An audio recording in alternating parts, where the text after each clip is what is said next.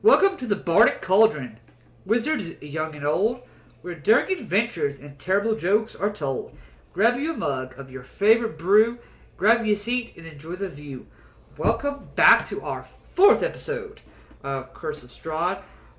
We have reached 18 subscribers, so I am actually happy to see that. Wow. I know. I'm actually really surprised that you people either. It's probably not me. It's probably they love bongo. So, I'm just gonna, probably say that. But who doesn't love a ape in a campaign? But I appreciate you guys for following, and for those that haven't already known, we are. I am starting up with a new group on Thursdays. We are going to be recording a Heroes of Theros game. It's going to be a Theros homebrew game. I'm going to be taking the source book from Mythic Odyssey of Theros, taking some third-party stuff, some Magic the Gathering lore, and my own imagination and some Greek myth stuff to help build this game with a new cast of colorful characters. So maybe you guys can. So we'll actually record it on that Thursday. Then we'll upload it on that Thursday. Maybe give you something to watch before you watch Critical Role. So hopefully. But without further ado, we'll go ahead and jump in to our recap for the evening. We are down Ingrid and Alexandrite, but we are going to push on through and we will see what happens. Last time on Curse of Strahd, our players, after the realization that that Granny may not be as nice as she seemed, decided to go ahead and go to the Blue Water Inn and discuss some more things. There they met Erwin, who is the owner of the Blue Water Inn. There Ingrid asked if, man, do you have any ale or any hops? And that is where a bargain was struck. Erwin did divulge that they had a winery with the Wizard of Wines winery, that where they get all the wine in Barovia from, that a shipment had not come in. That if the party did go, in fact, check on this shipment, that he would consider a partnership with Ingrid, as well as free room and board for our adventurers. They met Vasily von Holtz, a proprietor of land, who was going to look at a piece of property, a old windmill, that kind of gave him the creeps. He asked the party to basically play security for him. The party agreed, and they would leave first thing in the morning.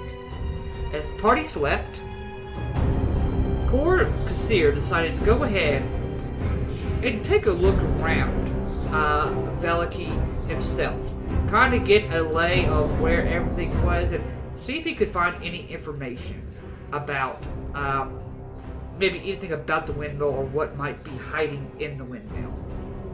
Doing so, he saw a flash of purple light coming from a mansion not too far from the Blue Water Inn. He scaled the wall and found inside a young man no more than 18 years old, talking with a bunch of cats that are completely made out of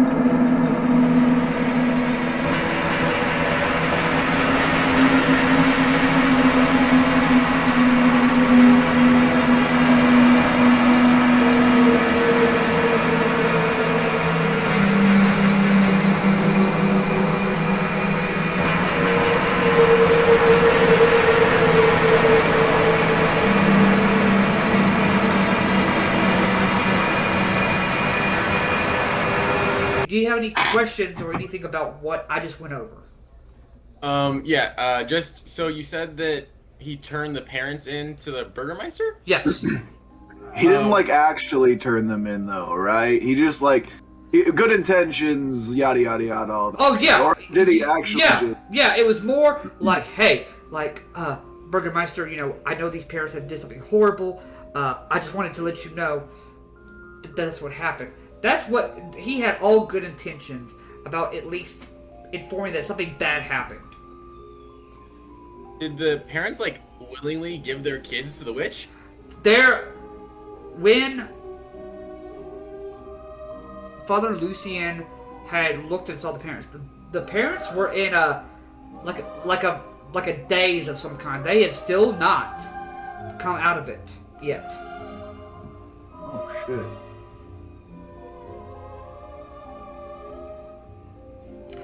So that's where we're kind of picking back up. All right. Yeah.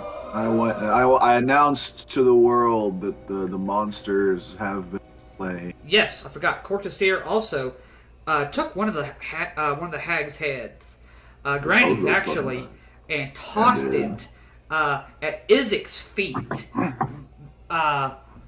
letting him know that saviors in Vallaki had arrived. So, Kor, you are heading to the Burgermeister's mansion to have an audience with him, demand an audience. I want my friends with me. I ain't going in there alone. That's how you get fucking killed. Okay. So I would say everybody is going with you. Alexandrite believes that is something that really needs to happen, and of course Ingrid's going to go anywhere that you go. Oh yeah, let's go talk to some rich evil dude.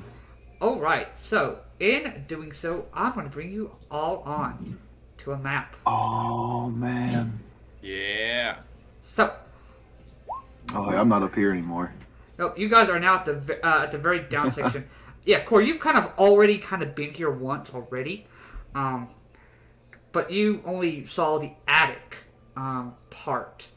You haven't really been on the inside of the actual mansion yet. So as you kind of come up and Ismark's like, Cora, if it's all right with you, do you mind if I maybe start off the talking, then? Oh yes, by all means. Yeah, he can do all the talking. All right, great. Go ahead and knocks on the door. You see, a maid kind of comes in. Yes. Can I help you? Yes. My name is Ismark Cordiana. These are my companions. We've actually come to speak with the Burgermeister here. If that is all right. Well, I will go and see if he's available. If you will, go ahead and wait, kind of right here, out here in this entrance hall, if you will. You see, if you guys, she kind of heads off. You all notice that these framed portraits adorn the walls of this grand foyer, which features a white staircase with a sculpted railing. A long, carpeted hall attached to the foyer stretches almost the length of the mansion, and has several doors leading away from it, including one at the very far end. You can kind of see off to the side, bundles of twigs are heaped against the wall. For whatever reason that may be. She kind of comes back. Well, actually, the lady of the house would like to talk to you all as well, and kind of greet all of you first before you all go speak with the Burgermeister, if that is all right. If you would, please, follow me right this way. You see, the young woman kind of leads you. This is kind of her right here, so I'll go ahead and pull everybody onto the map. Here's Alexandrite. Here's Please Irna. do. Yeah, my roll 20 is being quite laggy, so. Is it? Okay. Don't. Oh, we're down here. Yeah, okay. all the way down there, at the very bottom. There's Oh, more God. to this map. Oh, there's a second core. No. Oh, no, there's not. There's- I was still up at the window. Oh, Core's God. evil twin lore. Oh no, I'm in the back. There we go. Okay. And we're gonna go ahead and grab our buddy Ismark, or as Cor likes to call him, Chadmark, or before we started the session today, called him Chadwick. Did I call him Chadwick? Yeah, this time you did. This time you did. That was a slip of the tongue. That was not intentional. It's okay. I think it's hilarious. You see, she kind of leads you down here, and she kind of opens this door. You see, there are a couple of old women. They seem to be taking the twigs and making wicker suns, as maybe preparing for whatever festival is being had for the next day. There are about 8 women. There's ages, comfortable, high back chairs. They're drinking tea, and you can tell that they're eating some kind of like dessert of some kind. Where a ninth woman sits at the head of the table, very well dressed and very pleased with herself. Circles the table, talks excitedly about decorations for the festival. She looks up to you. She's like, "Oh, these are our guests. Yes, apologies. Lydia, it is a pleasure to meet all of you. You all wish to speak to my husband, yes?" Ismar kind of nods. Yes, we would just like to meet him and kind of introduce ourselves. Well, great. If you will all wait right here, as like the maid passed you off to her, then she lets y'all sit there and wait for a moment. I just wanted to make sure that he's not busy or anything. He can get a little impatient sometimes. She's gone for about 5 minutes. She kind of comes over. All right. He has agreed to meet with all of you. So if you will follow me this way, as she begins to kind of lead you up the stairs for a moment, and you guys are going to be coming up to the second floor here. Okay, I see. As you guys come up to this second floor where the stairs are currently at. A big map, I like it. Yeah, it's a huge map. I really like what they did with this. The staircase climbs 20 feet to a beautifully appointed gallery that continues towards the west, running among the length of the mansion. Framed landscape painting the walls, red silk drapes, and a 10-foot tall arched window of leaded glass. You see that he goes ahead and she opens the door. Floor to ceiling shelves line every wall of this windowless room. And the number of books contained here is nothing short of astounding. A brass oil lamp sits atop a large desk in the center of the room. The chair behind the desk is comfortably padded and has the symbol of a roaring bear stitched into the back cushion. Standing behind the chair, holding an open book, is a bear of a man. His breastplate, rapier, silk tunic, and a greasy beard glistened in the lamplight. Resting on small rugs to his left and right are a pair of black mastiffs.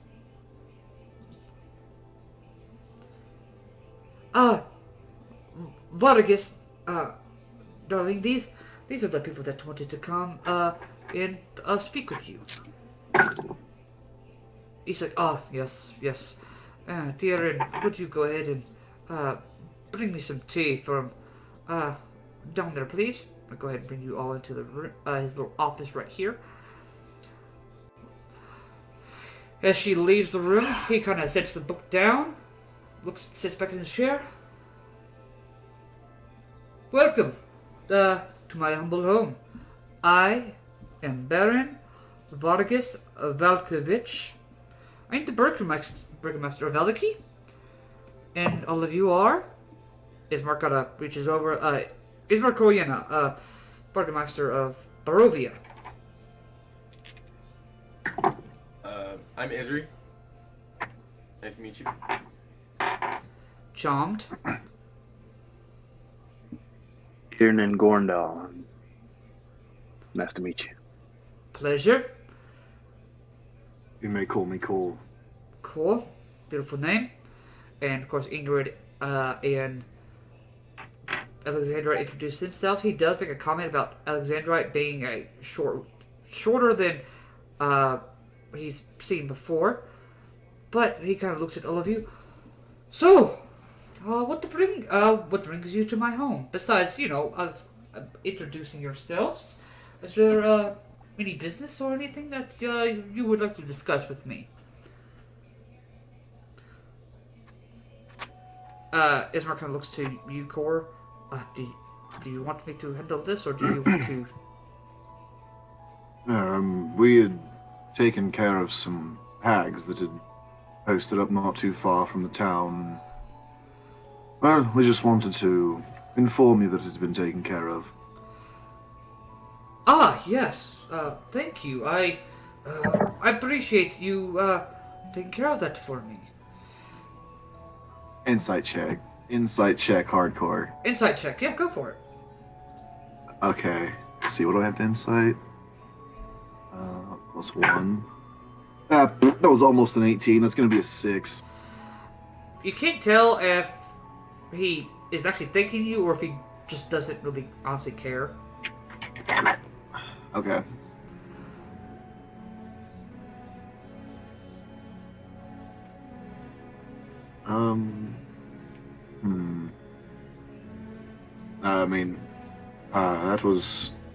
that was really all. I just figured the one in charge should know that the threat has been dealt with. Though we found 2 children. Yes, I was informed by one of my guards that the parents were the ones that gave them up. I've had a chance to speak with the parents.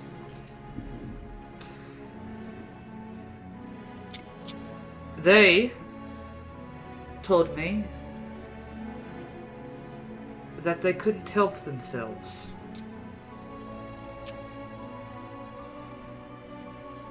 That they had bought the pies before from this granny character, and that after tasting one of her pies, it was as if they were addicted to them. And so when the opportunity rose, and they had no money to pay, they did give their children up in place of that payment.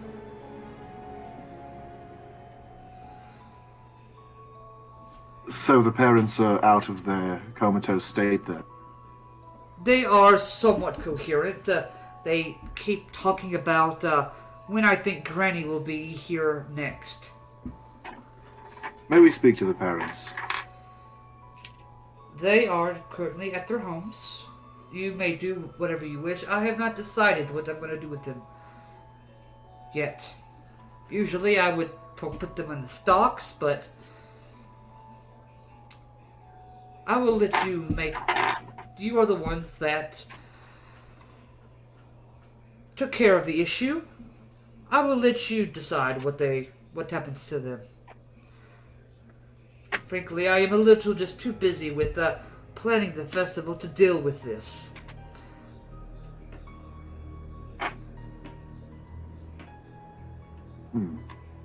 Well, if it's alright with my companions here, I feel like we should go and talk to them.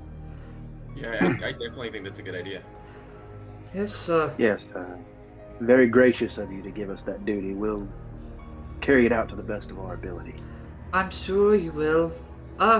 Please, anytime you want to come and visit, now that the maid has, seen your face, if you want to come and, take one of my books and read, if you want to come visit and talk, if I'm here, if I'm not here, I'm more than out, with Izek. But, if there is no other business, I will go ahead and probably work my way, probably go check and see what Isaac is doing. You may peruse as you wish. You see, he honestly really does not care that you guys even exist. Kind of just walks past you without even thinking. See the two mastiffs kind of follow him. I'm gonna lean over to, or like, not. I guess it's just us in the room now. Yeah, just y'all. This guy seems kind of. His priorities aren't really in the right places, I think. No, not at all. There's something. I Like, I would someone, like to walk up to his desk. Don't touch anything, and just with my passive perception and investigation, just what do I see? On his desk, you see a book that is currently on his table. From the title, it reads A long and short history of Barovia, a place surrounded by mists.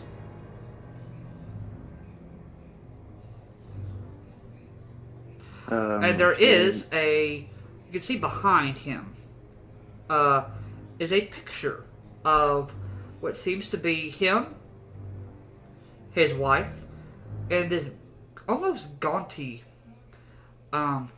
looking younger man. Kind of like, you can tell the boy does not want to be in the picture whatsoever. Core, you recognize the boy in the picture? Oh. I do? It is. It is the young man in the attic that you saw. Oh, okay. And he's on a picture on the desk? He is. Does it reminisce of a family photo may have? Yes, it looks like a family portrait, a formal family portrait. Interesting. I thought as much. so is the strange kid in the attic his son? Possibly. Or like a Man. strange brother-in-law? Oh man, I'm really tempted to sneak off and do some investigating.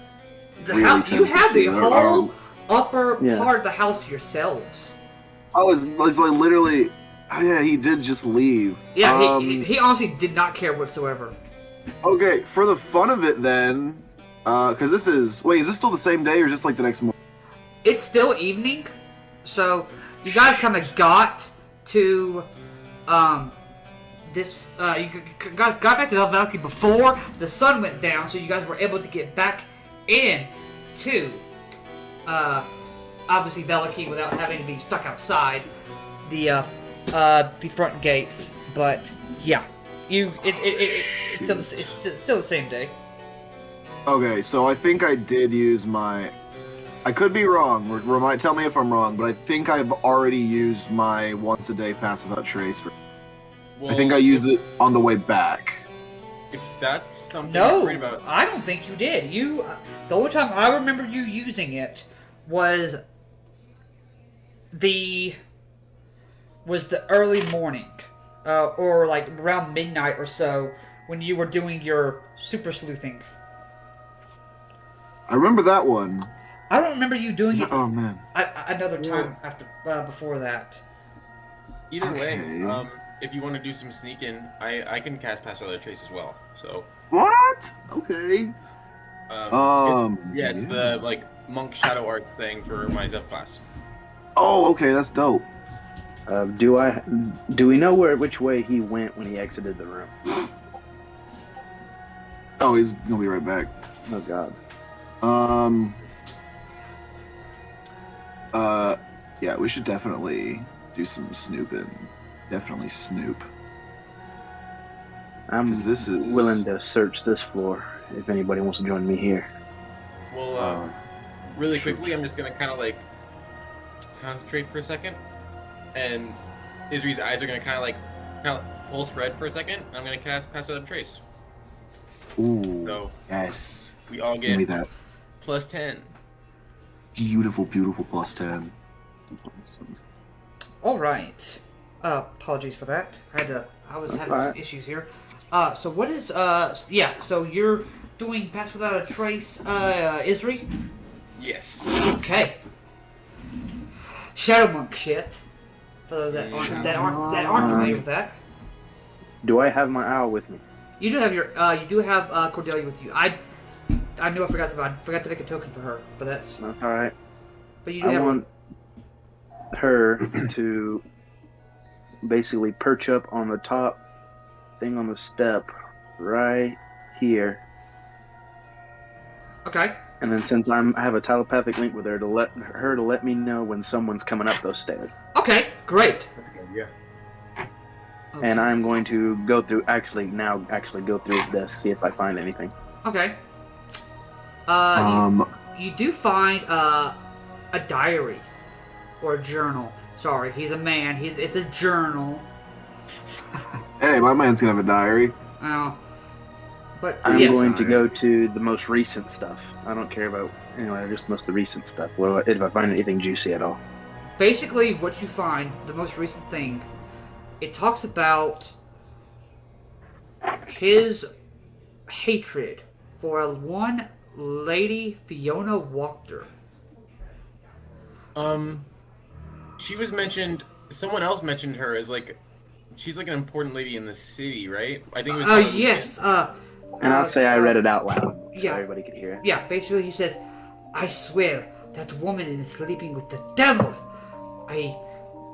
Isaac swears that when he walked by the house some nights ago, that he saw people in black robes going into her house. Once I find proof of this, I can finally get her out of my hair. Then, of course, Vasily is too perfect to find anything on.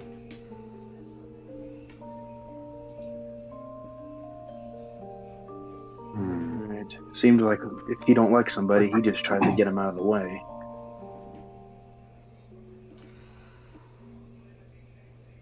I'm gonna That start black robe thing sneaking. sounds a little concerning. Yeah, people in black robes? Those. I thought that's what. Looks like we have another person to talk to. Yeah, because even if he's off, that sounds odd. I think.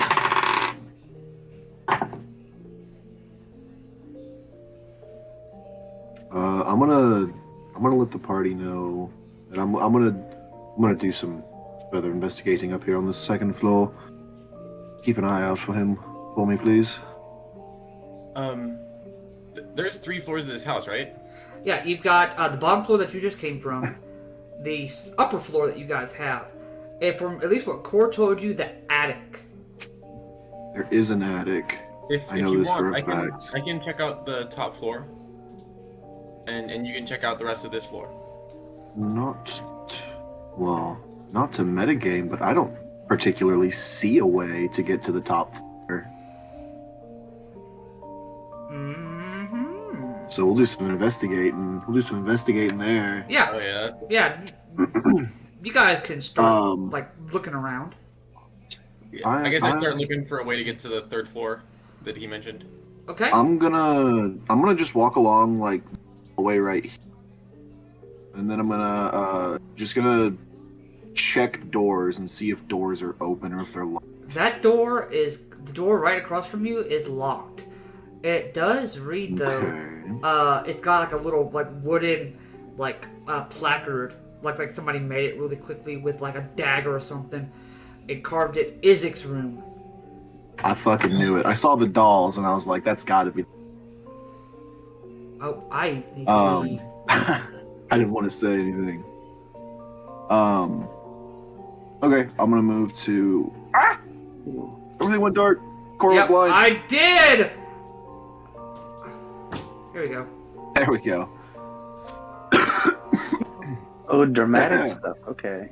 And have I found anything else in this office that? No. Besides that, that's really about all the drama that he has. All right. So, and I just kind of look at everybody. It's like, I don't think he really is that busy besides trying to get rid of this woman. And I've tried to put the diary back so it looks like I didn't even touch anything. Okay. Oh, I did want to roll stealth, by the way. I should have said that. Yeah, go ahead. Go ahead and make me. Sneaking through the hallways. Yeah, I Make would. me a- I'd probably do the same thing. All right, to be you two honest. can make I'm me also- can make stealth checks for me. Good guidance, and let's see. That's gonna be a. Stealth. I'll do stealth because I'm actually going to go down the other way. Okay. Wait, hold on. That's big numbers. Hold on. I'm It's a sure I got trillion. a 31. Ooh. 38. Wow, 31, 38. Okay. 27. 27. But I'll be going off on my own. Okay. So I don't know how far, but 17. Okay, 17. Okay. Oh shoot! Let me roll for this little rascal right here. Yeah. I'm kind of going this way. He's only got a plus 12. Uh, Bongo got a 21. That's still pretty good. I'll say Ingrid and Alexandrite and Ismark kind of stay in this area, not to like make too much noise, so they kind of just.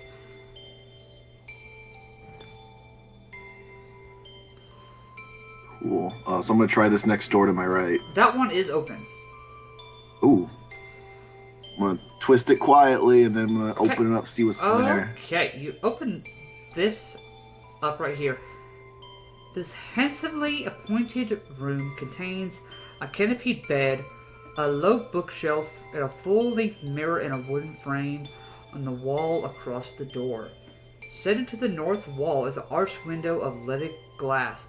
Nothing here seems unusual. Okay. Does it happen to have like a name plaque on the door, or is it? This one does not. You can definitely Okay. notice though dust on the bed. Almost as no one has really Oh. slept in it. Interesting. Okay, but other than that, seems pretty normal. There is some books on the shelf about Barovian fables and stuff like that. Nothing concerning here. I do kind of want to grab the Barovian Fables book. Not gonna lie. Okay. Is it like it's like like Barovian fairy tales? Basically, yes. It's basically the Brothers Grimm fairy tales. Actually, Brothers Hell Grimm. yes, I'm grabbing that. I am 100% grabbing that book. Yeah. Okay, but if the room doesn't seem particularly interesting, then I'll walk down to this next door. Okay. The next door you open up. You see a man chained to a wall with a donkey mask on, or one of those donkey heads. He just and you hear somebody kind of. He looks up. Yeah. Hello. Is anyone? Be very quiet. God, who's this? Shit, I'm the most roguelike. I'm gonna have Bongo go get Isri. Okay. Isri's my first instinct here. Okay. Hey, buddy, what's up?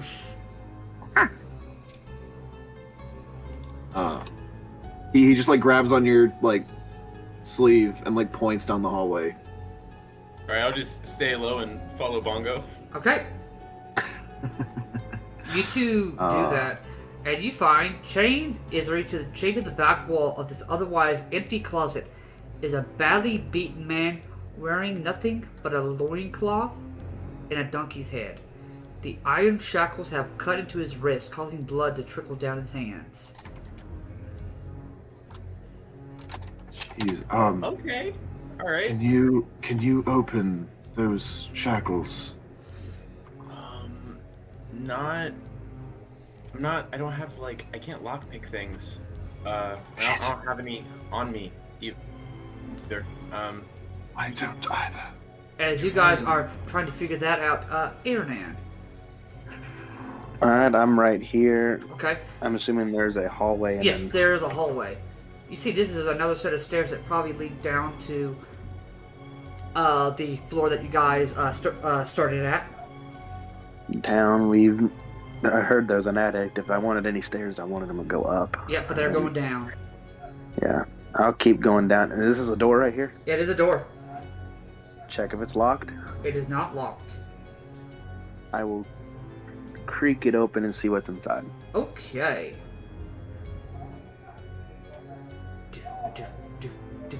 This room smells of powder and fine perfume. A vanity with a mirror stands against one wall next to a faceless wooden mannequin wearing a white bridal gown.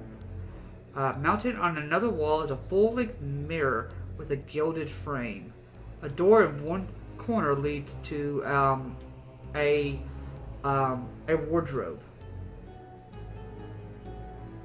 Okay. I'll assume this is the ladies' parlor room. Yeah, Or it's powder probably room, where she as comes she's and ready. makes herself look nice and stuff like that. Where she does her like a little table, the stand that she has and Yeah. everything. Are there any papers or anything on it? No, not currently. It's just perfume and a little bit of like makeshift makeup because makeup has not been invented yet. All right. I will close that one. That one I don't think would be any good to us right now. I'm not into deep stuff right now, and I'll go to the next one. All right, you're gonna go up to the next one. Wait, is that somebody there? Oh no. Oh, is it? Check if it's locked. This one is open. Open. Okay. So from what you can tell in this one, this is a bathroom.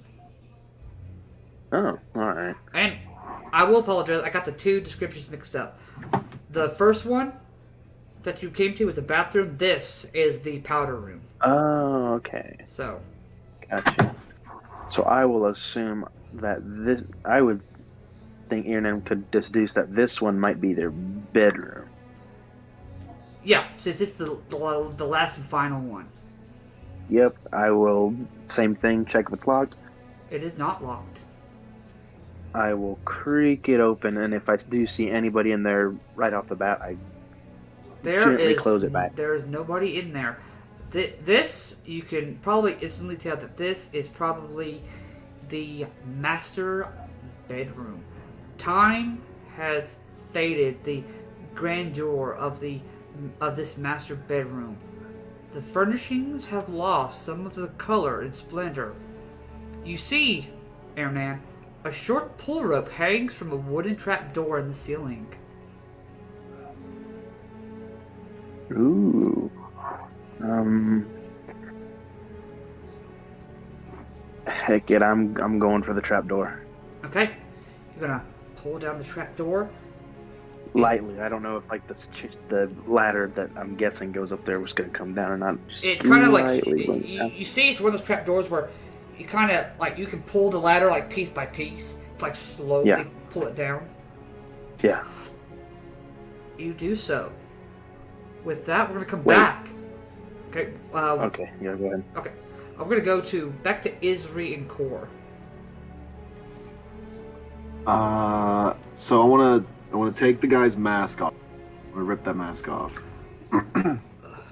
You can tell he's got bruises all over his face and eye. You're definitely not Isaac. No, not. Who are you? What's your name? My name's Udo. I'm a shoemaker. Why are you here? During the Burgermeister's last festival, I may have carried a sign that said to feed the Baron to the wolves.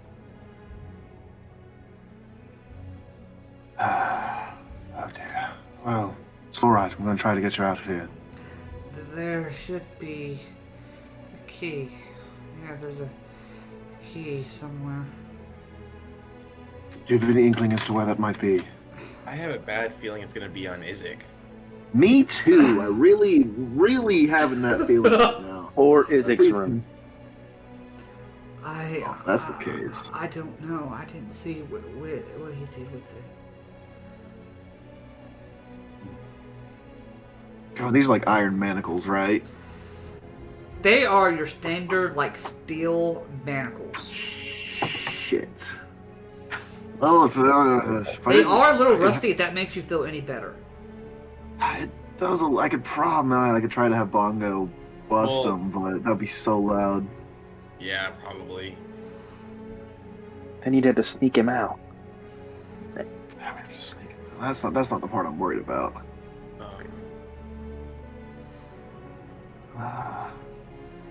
Maybe we can try and find some keys and come back. Yes. We should probably look for some keys or something of the sort.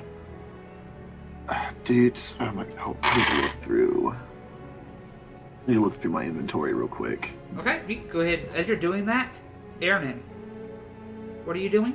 All right. Are there any windows in this room? Oh, so are you going back? Are you going up the attic? I was about to, and then I'm like, okay, just make sure. Are there any windows? There are, but they are currently like draped over, so no one can look inside. Okay. Can I go up and just lightly lift the thing and everything and see if I can lift open the window? Yeah. Okay. Worst case scenario, I have to smash the window, but up the ladder, I'll go. Okay. You do so. You come up. You can go ahead and move yourself up to that next little area, if you would. Right there. There you go. That's what we're talking about. All right. From what you can tell, this dusty 20-foot square room has a high-pitched ceiling that reaches its peak 20 feet above. You see at this point, Alexandrite has kind of come over and joined you. She's like, "Oh, did you find the attic?" Shh. Yeah, I did. It's Oh, up here. okay. And you see, she kind of comes up there with you. The wooden rafters are shrouded in cobwebs, except for an old table with a lantern on it. The room, besides that, is empty. There is a door, though, on the south wall. It's a dusty room and everything. And I remember, of course, saying that he saw somebody up here. And I look down and see if there's either anything's been moved or I see any footprints through like the dust. Not currently, right now, no. All right, and there's a lantern right there. So is it dark in here? It's not dark yet. I don't see how it would matter. I have dark vision. Yeah. All right. Cordelia hasn't let me know if anybody's coming up the stairs yet. Check the door. The door opens. Right. From first view, you see it looks like a storage area. You do see dust all over this assorted furniture. There does seem to be a path where you see footprints in the dust. Okay. I'm just like, I found him. I want to look around and see if I see anything that's either been moved on purpose or... No, for the most part, nothing has been moved. But you see, there's actually been a path made through the storage, and it seems to lead to a door on the other side. You see, she kind of stops you for a second. Hold on. There's something over there. It's giving an arcane kind of glow as she went ahead. And since Core said that there was somebody casting magic up here, she casted Detect Magic and something over here. She's like, there's a vase over there. It's got a glyph of warding spell on it. Like a trap. Do you have any idea how to disarm that? Well, it depends. Usually with the glyph of warding spell, someone either can walk by it and it triggers the effect, or they can have it trigger by a word. I mean, the only thing is, unless somebody knows the spell magic. Okay. How does it work? Is it just on if I cross this path of it, or if I went around, do you think it's still? If you get anywhere, so the vase is over by the door. If you come close to that door, it's going to go off. Okay, so the door on the other side of it. Yes, Okay. yes. Okay. So I guess we can't break the vase. No. Well, that's not a terrible idea. I don't know if it would actually work, though.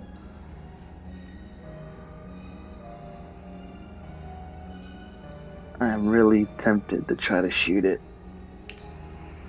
Only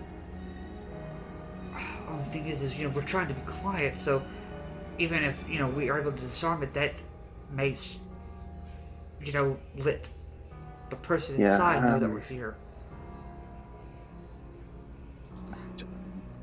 Probably the best thing to do is go ahead and head back downstairs and let the others know what we've come across. Then see what they think. All right. If you want, you can go get them. I promise I won't go anywhere near that vase. Okay. She's gonna head back downstairs, back to Core and Isri and Bongo. And I am going to try to creep closer. Okay, you can start making your way a little bit. You can get to probably about right here if you want. Right, and then you can go and. Yep. All right, Isri and Core.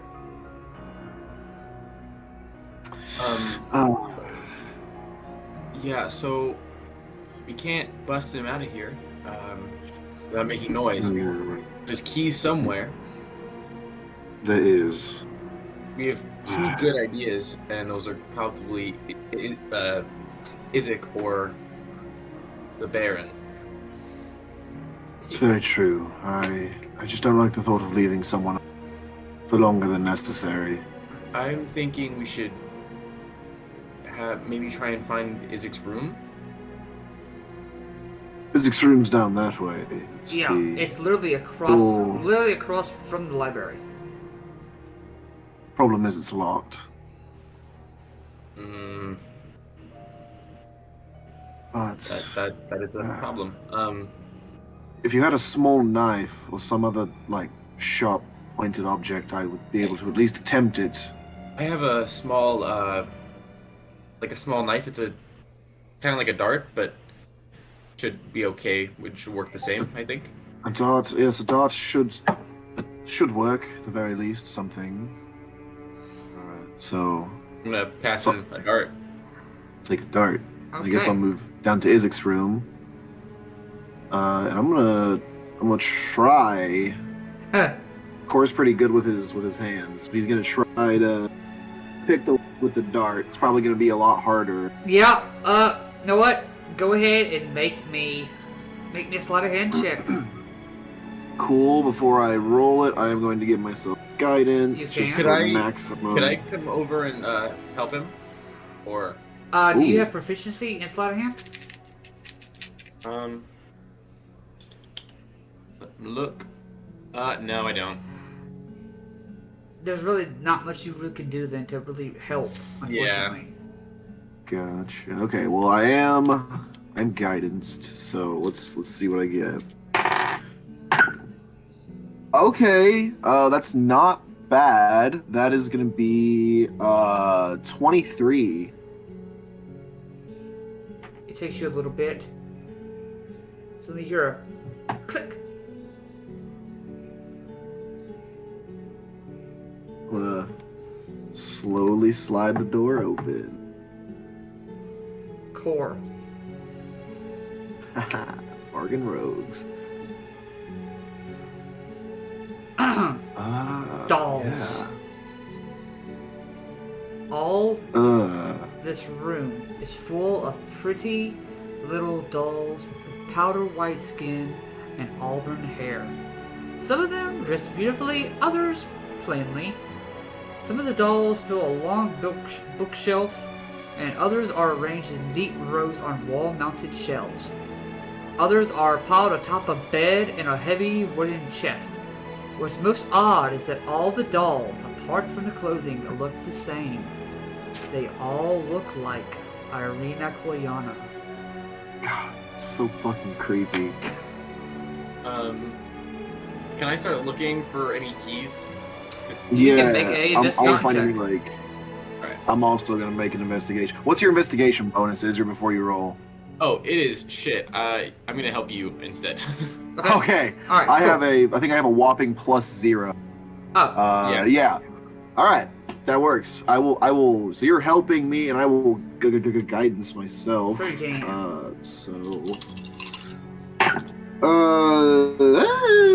That's gonna be 16. you find a few empty wine bottles underneath the bed. Each bears the label Wizard of Wines and the wine name Purple Grape Mash No. 3. Underneath one of the wine bottles is a key. Oh.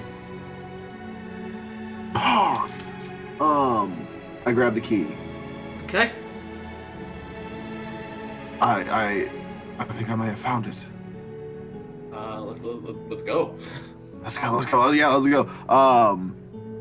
But by this Back time, up to here? Alexandrite comes down.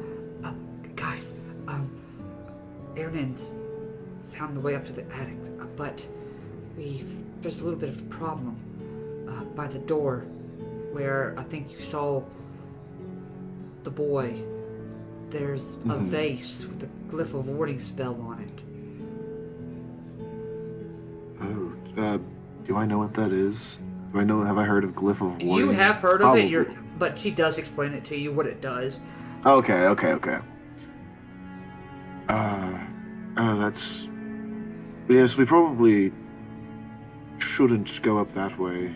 We should probably, if we're going to try to investigate the boy, we should probably try to go up by way of window. It seemed rather untrapped last time I checked.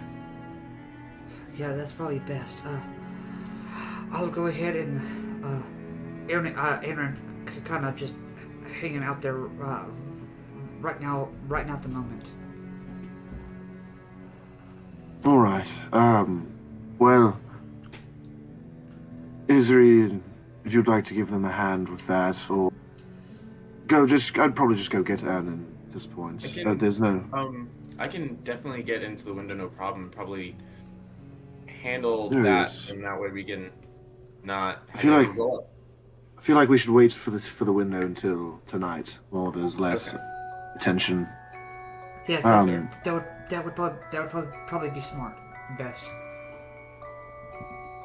Yes. Right. Well, let's go take care of our friend back here. Alexandrite, if you want to go get. Yeah. She'll go and make her way back towards the attic. Aaron, you've made a little bit more progress, but you're getting close to the vase, and you're like keeping at least a good social distance away from the vase because you don't know how close you got to be for it to go off. Yeah. Can I pull out I want to pull out a gold coin, and I'm gonna flip it in the air. If it's heads, I'm gonna try to shoot the vase. Because I remember that she said maybe if I broke it, it would break. But it's a gamble, and I'm just like, I'm in an attic. If they come back, I'm screwed anyway. Okay. And I'm gonna flip it. If it's heads, I'm gonna shoot it. If it's tails, I'm gonna wait for somebody to come get me. That's fine. Oh man. All right, what do I roll? You are gonna roll me a d6. If it's odd, you're gonna shoot the vase. If it's even, you're gonna just wait. All right. Oh. Okay. All right. Okay. So you're like, no, probably best I wait. Yeah. So she comes up and is like, hey,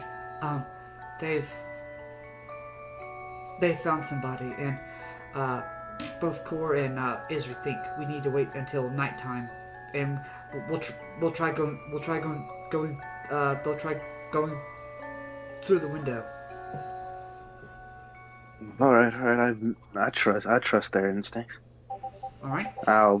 head down the ladder and everything. All right, you're gonna put the trapdoor back up and make sure Yep. it doesn't look like you messed with anything. Core and Yep, Isri? yep. And Yeah, go ahead. before I go, I want to look at the room and see if I actually do find anything there Yeah, you can make a while I'm quick. making my way back. Yeah, you can make a quick little investigation check. I'll allow you to do that. All right. I'll say at least that because I'm kind of in a. I'm just want to make sure I don't mess anything up. Investigation. 22. From what you can tell, this is their bedroom. Nothing. From what you can tell, nothing of value is kept here. So this is just bare bones. Bare This is bones. their bathroom. Yeah. I mean, they're not Bed. their bedroom. Bed, a wardrobe, and the trapdoor. That's it. Okay. Nothing out of the ordinary besides the trapdoor. Nope, nothing All out of the right. ordinary except for the trapdoor. Nothing on the dresser or anything. No paper or anything. No, nothing. All right. I'll head back to the others. Okay. Isri and Core and Bongo. And Mongo. So I'm right here. Yeah, I'll move over to the guy, and I will see if the key works. He does work. Or actually, okay, cool. That works. So unlock him, and Isri already cast Pass Without Trace on us. I am going to. I can say I can cast it to get him in it because it lasts for an hour. I don't think we're going to be here for another hour. Okay. So I think I will. This guy's. Oh dang! This guy's not. If it helps, I could wait in here until everyone goes to bed, and I could try getting out then. At least you freeing me is enough. Could you wait until tonight and we'll come back and get you? Yes, I'll wait right here. I think that'd be easiest. Yeah, For... Izik's already. I know. Izik's already checked on me for the day, so he won't be back. He won't do it again until sometime tomorrow. I feel like if we're going to leave him here, that we should back the way we found him. Simply because if they do, for some random reason, come back and check on you. Okay. You can hold out. Yes. You can hold out for just a few more hours. Yes. And we'll keep the key, right? We. You could probably yeah, we're gonna keep the guesstimate key. that Izik probably just like put it there because he was drunk. So if you put it like sneak underneath his bed and put it back, or put it somewhere where you think he might find it again, then more than likely it'll be fine. I say we keep the key. Make him think he's Yeah. doing his job. Yeah, I mean that makes sense Fuck to me. that guy. Fuck Izik. Yeah, Okay. let's keep the key. I will put the donkey mask back on the guy, and I restrain him. I think once Alexandra and Aaron get back, Yep. I think we are good to leave for the moment. Okay. Is Mark and Ingrid kind of rejoin you? What do you guys do as you are leaving the house? I just want to get out of there as quickly, Okay. preferably quietly as possible. I'm just out. I was just gonna say, make sure that everyone knows the info we found and everything. Oh yeah. Like the Walker, I think was her name. Everyone knows about her. Yep. Fiona walked her. Y'all did find all the dolls in Izik's room. You found out that Izik likes to drink. Heavily, apparently. Yeah.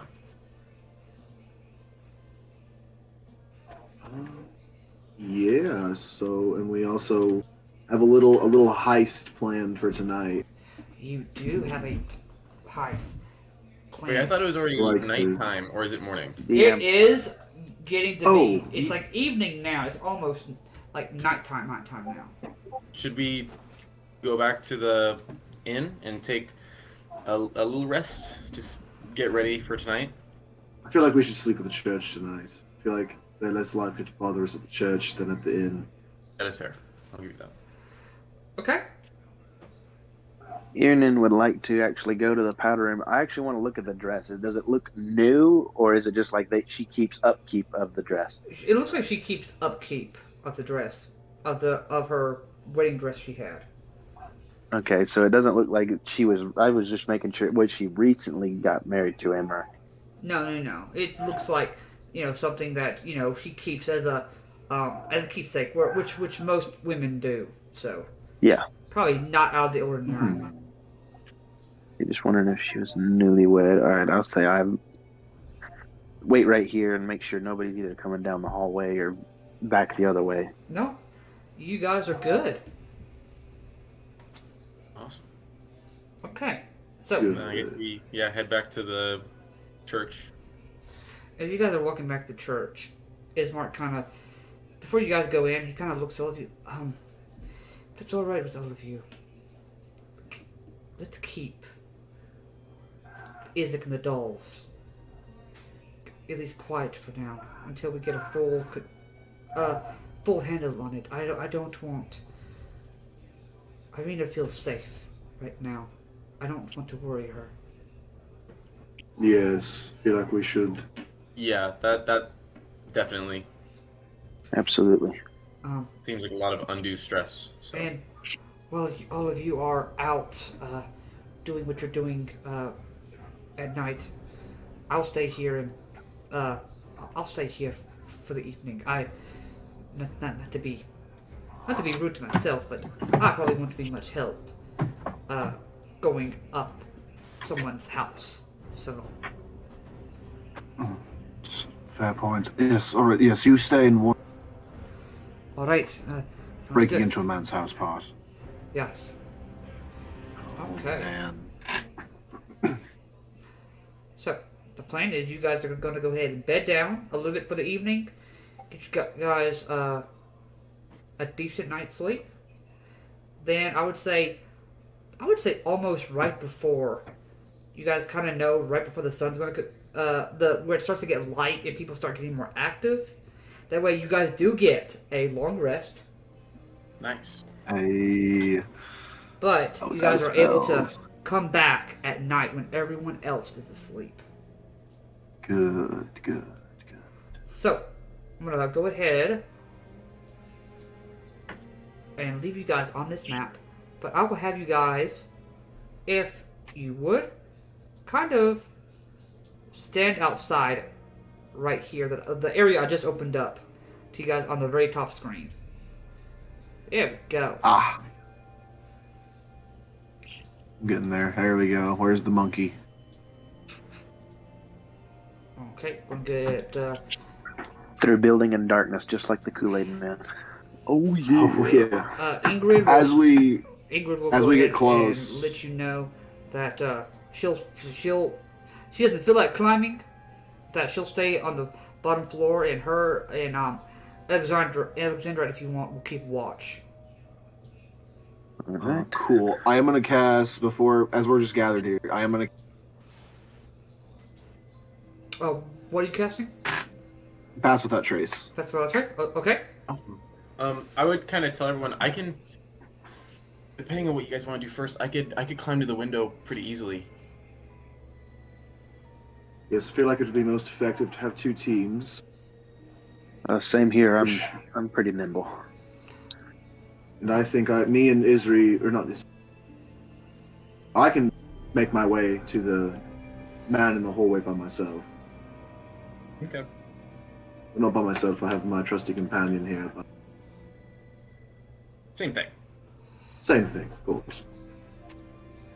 All right, and me and Ingrid will stay out here and just make sure that there's no one coming. Actually, could I offer something real quick? Yes. All right. I talked to Gordelia. I'll tell her to go to the window, and when she does fly off and everything, you see Ian and his eyes kind of go white, and He kind of just like he sits cross-legged on the floor and everything, and I want to look through Cordelia's eyes when she goes up to the window. Okay.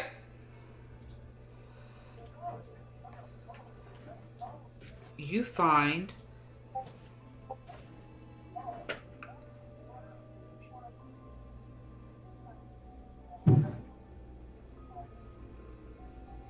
that someone is taking mismatched old furniture and created a study in this dusty, lamp-lit chamber. Tables are strewn with pieces of parchment on which strange diagrams are drawn, and a freestanding bookshelf holds a collection of bones.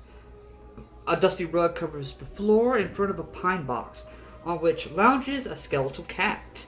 Several more of these skeletal cats skulk about. Most unnerving of all is the sight of what at first looks like three small children standing with their backs to you in the northeast corner of the room. At first, you all you look Aaron, and then you realize, oh wait, those aren't kids. They're actually painted wooden dolls dressed in clothing. In the center of the room, perched on a stool, is a thin, young man with a premature streak of gray in his dark hair. He cradles an open, leather-bound book in his arms. He seems to be talking to these mannequins, as if trying to teach them. Alright, so students, our lesson for today is animating the dead. You see that I have already gotten the bones for the evening. He goes ahead and pulls out some bones from the shelf and I put them down. Now, I am particularly skilled in this. It may take you a couple tries to do this, but watch as he shakes his hands, and this purple glow appears all over the bones. They start to connect as another skeletal cat is formed. And that, children, is Enemy Dead. Now I will expect you all to have this done and ready by next week.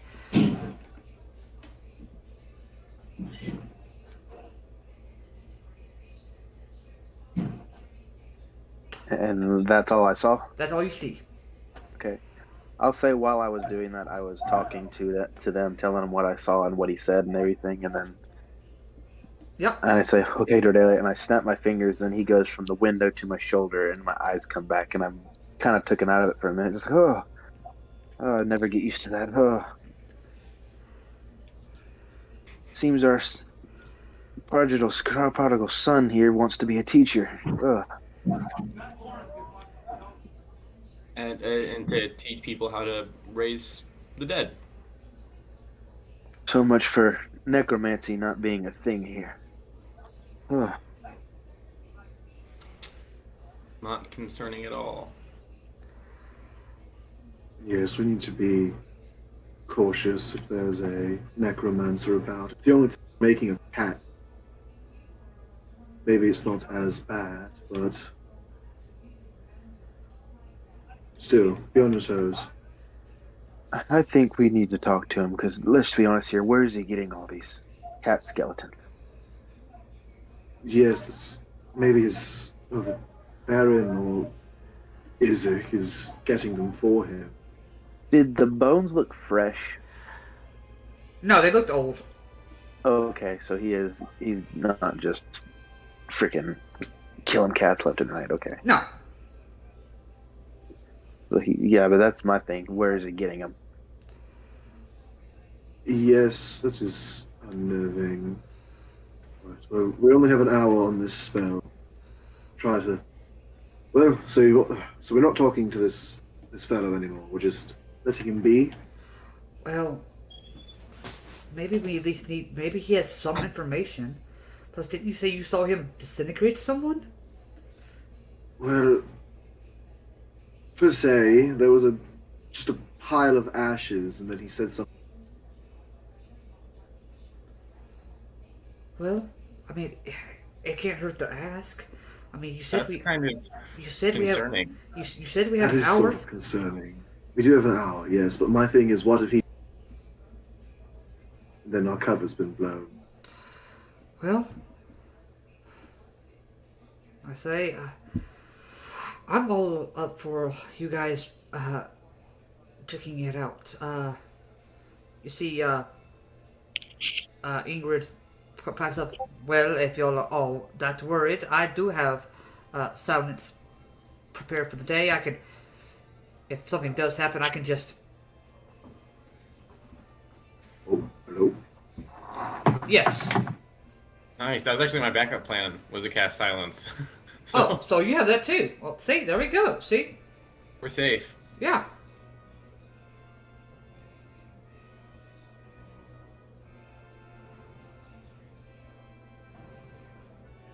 All right, so we're confronting him. Yes. Yeah, I think that's best. Me and Iernan. Then, Core, were you gonna go through the house and do that? He's having an internet problem. Oh, is he? Oh, yep. I'm back. I'm back. Okay. Are you gonna follow one of them up the side of the building, or are you going to try and go through the house again? I'm gonna try and I'm gonna try and help Donkey Man. Donkey Man. Yes, you can go help Donkey Man. Yeah. So I'm gonna try to climb up. You said there was windows on the second story, yeah? Yes, there was on the other Sweet. side. So you're able to do it on that side. Cool. And I let him that know map there's is- also a I was gonna let him know that there's also a window on the other side where I know where the well, no, that's the master bedroom. But wait, so there's gonna so the That's right here, trapdoor. The trapdoor is in the master bedroom. It is. For this Baron and his wife. Mhm. So to be honest, I think there's got to be another way up there. I don't think he would just walk through his parents' bedroom to get up there. Or what if? What if he's locked up there? Yeah. What if he's locked up there, or he Or if they stays up even there? know he's up there. That too. Yeah. They have a picture of him in their office. I think they know he's up there. That's fair. Well, maybe there is another way, but well, we didn't see one. You know what? I actually want to try something since I'm going to go back into my blind form and everything, seeing through his eyes. I'm going to tell her to peck on the window and see, since it's just an owl, peck on the window and see what he does. You see, through her eyes for a moment, he's oh. She shrieks a little bit and kind of just looks around and then looks back at him and kind of like, Hello. You're an unusual sight. Usually it's a raven, doing that, but I've never seen a bird like you before. He kind of comes up, like just kind of comes up to the window, kind of opens it a little bit, and kind of looks at her like, "You're pretty color." Well, do you want to watch? just screech. Well, if you want, you're more than welcome to come in. Kind of tell her to act wild and like not wild, but like just go in there looking for food. I don't. I usually don't. You could have some of my bread from this evening. How does that sound? And he goes and kind of gives her some bread. Here you go. She'll start eating the bread and everything and Apologize. looking around. Actually, since it's in there, just look around, just owl stuff. Yeah, I apologize. I don't really have anything since, they don't need to eat, and I don't need much to eat. But hopefully you'll be fine. Don't mind me. I will be over here. You can stay there as long as you like. And he goes back over to where his desk is and kind of starts like scrolling through his book again. Okay, and is he, since he has his desk over there, and I'm guessing Cordelia right now is on another desk as well. Yep. I guess just through her eyes, see what I see. Basically, it looks like he's looking at a particular spell. He seems to be kind of looking at it, looking at the diagrams. It's all arcane symbols of some kind. Nothing that even though with the little bit of magic that you know, these are like out of like your like things you've never seen before. Yeah. And you guys just in there, they're just sitting there looking at it, pondering at the diagrams. Okay. I want to. She'll grab one of the pieces of paper while he's not looking at everything, and then she's gonna fly out. Okay. And while she flies out, she'll hang onto the paper and kind of act like she flew off, but then go up on the roof where he can't really get her. You kind of go out to look for members. I didn't need that one anyway. It's like, Okay. And she'll fly back down and set the paper in front of me, and I'll go back out of my thing. okay. All right. Judging by that, he's not locked in there. If he wanted to escape, he could. Can anybody make this out? And I'll pass it around. You see, Alexander's like, I can give it a try. Between me and Ingrid, maybe we can figure something out. Oh, wow! I rolled a natural 20 for Arcana. Nice. Wow. Hey. This is supposed to be for a teleportation circle spell.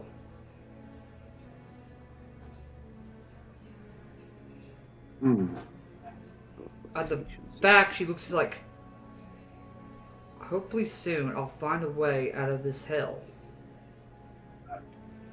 He's trying to find a way out. I think he is being kept here against his will. Maybe we could That house, assist or him. we've come here from another land. Maybe he's looking out of this place. Yes, I would say that, but all the people here seem dreadfully ignorant of the hell that surrounds them. But he seems to know. He could. And if that's the case, we could use him on our side. I say we go up there and give him a proposition. Alright. You can give it a try. Okay. So Okay, I can do that. Bongo and Isri? Sure. Yes, I am gonna ask Isri. Isri, would you mind coming with me to free our friend? It has just occurred to me that I have used my casting of Pass Without Trace, and I would like to cast it again on that fellow to make sure we get out as quietly as possible. Yeah, that's perfectly fine. I guess I'll run interference, make sure if anybody is there, I'll keep them talking so they can't. Yes, of course. All right. What is the closest window to him? You remember, let me go ahead and come back here. There's a window. You remember. And, closest one to him would be right here. If you come down to the second page, down this hallway, right here. Right here? Yeah, Cool. or you can go through Victor's bedroom that he does not sleep in. The empty bedroom? Yes. Oh, yeah. Let's go through there. Yeah. Yeah. That's real close. Yeah. Okay, cool. That's only like literally like one story up. Yeah, that's super close. Okay, cool. So yeah, let's I'm gonna start trying to shimmy my way up there. All right, and while he's doing that, I'll go up to the door, actually the front door of this whole thing, and knock on the door. You see Isaac answers. Good. And forget, what does he look like? He is bald. He's got kind of this almost like a Stone Cold mustache and beard from back from the 90s. He's got a long black cape that covers up his right arm. He kind of looks up. He kind of looks at you. Can I help you? And the best I could do to act drunk and everything, I just look at him. You're a mean-looking cunt, aren't you? Oh, I see. I see what you're here for. And you see, he kind of turns around. He has a bottle of wine like nearby. You wanna sit out here and share? Sure. He kind of sits down on the steps. Kind of sits down there with you, and kind of takes a swig of the bottle. Hands you some of it. I will actually take a swig of it. It's pretty good. It's that cheap grape mash one that everybody seems to drink. He kind of looks over to you. Say, you were one of those newer people in town, right? Take a drink of the bottle and say, yeah, I came here with some friends and everything. They're kind of doing their own thing. I figured I'd have some fun while I'm here. That's a good idea. Well, tell you what.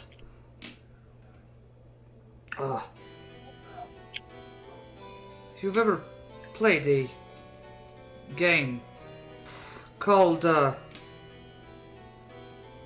Deadly Truth.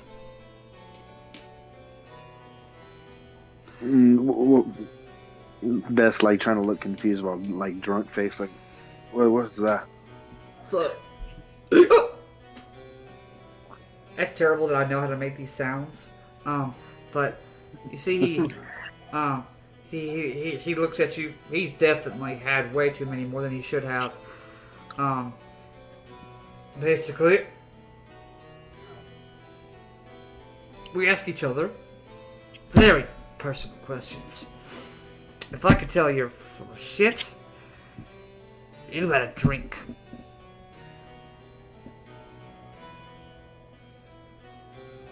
Fine. With that, Core. Yes. And Isri. All right. Yep. And Bongo. And Mungo. Yeah. Let's climb up that window. Y'all climb up the window. Yeah, I'll follow too. You're kind of like right behind him. Y'all all are able to climb in. Y'all kind of like slightly open the door. No one is currently walking the halls. Currently, Oh, so the window is unlocked. the window is unlocked. I'm telling you, the freaking That's beautiful. they don't care too much about. Yeah, for the mayor of a town, leader of a town, his security department is sorely lacking. We feel like, this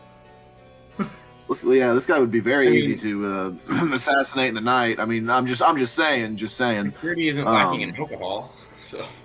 I'm just hoping I don't end That's up true, in the security. chain donkey mask. Please, guys, hurry. Oh no, we won't let that happen. I will kill Izzy before that happens.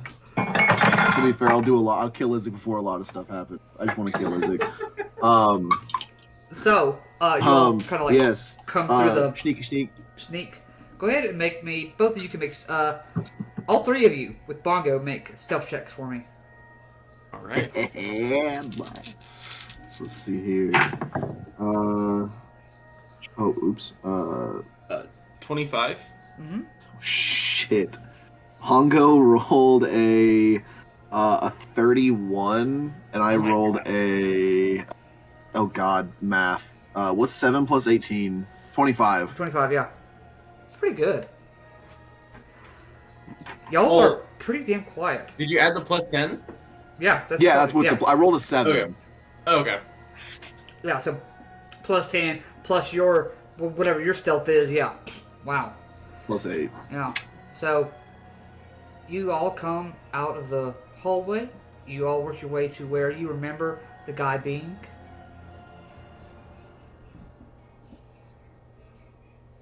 Okay, we'll make our ways down to here. I'm gonna slip out that key, and I'm gonna try to quietly unlock the door. Okay. You do so just fine. He kind And then I'm gonna of looks up like, kind of have a hand up to my mouth, like shut up, keep quiet, please. Just gonna give him that look. he kind of nods with the donkey mask on his head. And I'm going to unlock him from the little thing. Okay. And then I'm gonna look to Isri, and I'm just gonna be like, right now you should. I'm whispering, but I'm not whispering, so I'm hearable. It's a stage whisper. Stage whisper, that's the term. Yeah, stage whisper. All right. You should cast your spell now. We're going to get him out of here. Alright, I'll do the same thing as earlier. Eyes pulse red. We all get super sneaky. Okay. Awesome. And then, yeah, we're gonna try to escort our buddy out of here. Okay. And then on the way out, I do want to lock the door behind us and keep the key, just so Isaac thinks that he's letting this man starve to death in here. Okay. Great. Okay. Yes. See How- this peace of mind while you're at it. So, you know, How do you guys want to get out? You do. shit. We can probably climb out and we can carry him. You see, I was actually just about to say I could probably have Bongo carry him down. Bongo. Cool. Bongo doesn't even think twice. Bongo just lifts him up. Okay. Strong boy. Yeah, I think because Bongo actually has a climbing speed, so Yeah. Bongo is just gonna he's just gonna climb him down. You see the And guy. I will also Y'all make it off to the climb side down. over here, pretty quietly. And the guy, as you guys touch the ground, you see the man's like, I don't know how I'll ever think ill of you. I'll wait a couple days, and before I'll be staying at the church. My mother usually can be found there. I'll stay there for a couple days. Then, if you want to come find me at my shop, I will try and figure some way to repay all of you. Cool. Just be safe. Take it easy. You see, he just starts like quietly, but starts working his way away. You guys have freed him. You see, Isaac, Ernan looks at you. All right. So, you first. You asked me a question.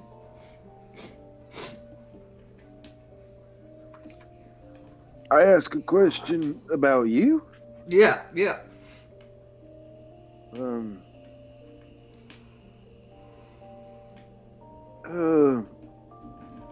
Hold on.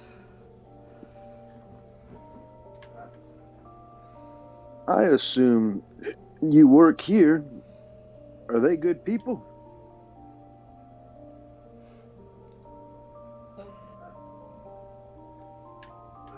You see, he kind of pauses for a moment. He's kind of quiet. I had never really thought about. I mean, Yeah. like, are you happy with your job, you know? I owe the Baron everything. Oh. Growing up,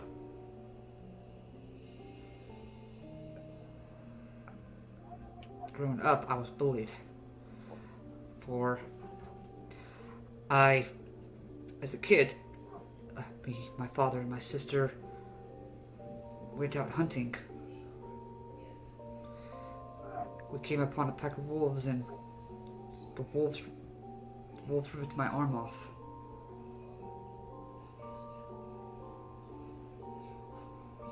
kids used to make fun of me for only having one arm. The Baron took me in, gave me a job, gave me purpose.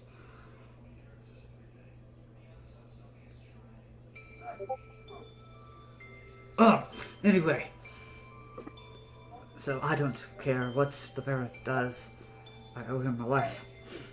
Oh, anyway.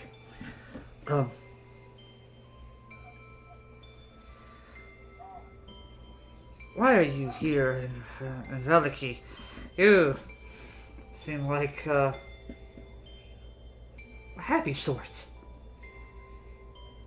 Happy people don't stay in Vallaki. Well, we went to, I don't remember the fucking town, but as you can probably tell by the bow, I'm kind of a hunter, and I heard hunting for wolves is good here, so that's why I'm here. I don't really give a shit what the hell they're doing. You see, he kind of just looks at you. Make a deception check. With advantage, because he is drunk. Awesome. Deception starts with a D. Okay. 1 and 2. I will take that dirty 20. And Isaac got a lovely 2 for insight. Alright. Next question. Okay, let's see, good job, that you care about, obviously. Do you have that special somebody in your life? I mean, if you're staying in a place like this, I wouldn't doubt there's some women that are, looking at you.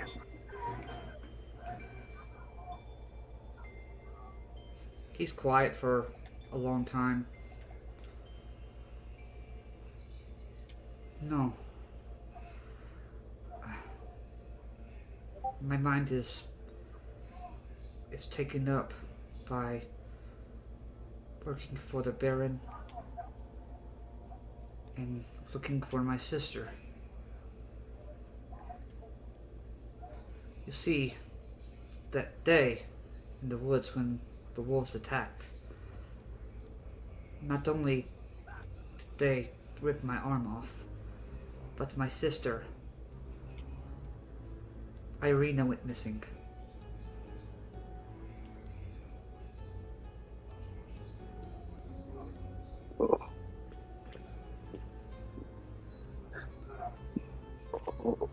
Wow.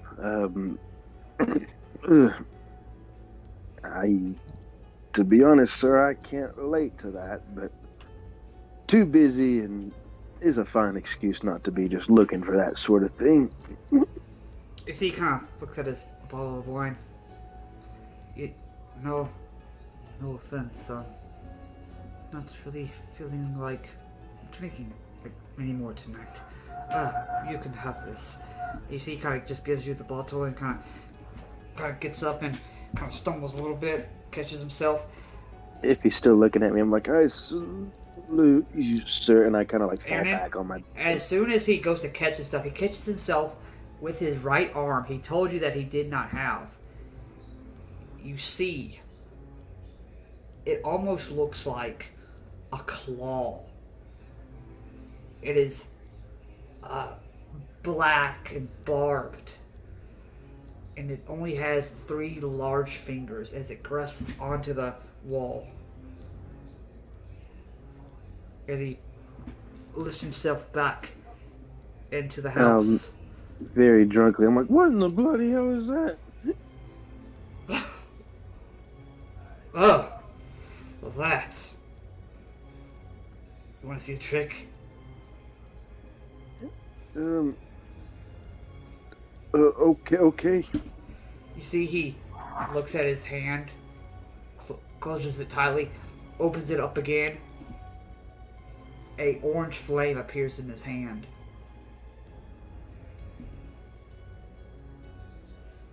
Oh, magic! And I snap my fingers and my owl appear on my chest, and I'm just like, and then I just like act like I fell back. I'm drunk, He's like, just passed out. he's like, looks at you, looks at the owl. I'm not drinking again. And he goes inside the house. And that is actually where we're going to actually take a break. So guys, we will be back shortly. We're going to stretch our legs, get some drinks, snacks, whatever my lovely players want or need, and we'll be back very shortly. Okay, we are back with our players as they have kind of found out some interesting things about Izek. So we're gonna go ahead and kind of switch over with Isri and Kor. You guys are about to climb up these walls, correct? I thought we already did that. Oh, No, Because of the boy? Yeah, y'all haven't talked to the boy yet. Yes. Man. I have very mixed feelings on if we should do this or shouldn't. I think we're already here. Yep. Yeah, I mean, I think here. we have to at this point. Yep, let's climb up. I'll leave Bongo down because I feel like the chimp is kind of intimidating. Okay. We'll leave Bongo down there. You see Bongo kind of gives you kind of like a sad face, but you, after explaining to him that it's probably safer, he's fine with it. Oh yeah. Yeah, let's climb up there. All right. So, you guys begin to climb up. You see Victor is still kind of looking at the diagrams and kind of like not paying attention to you guys as you guys are coming up.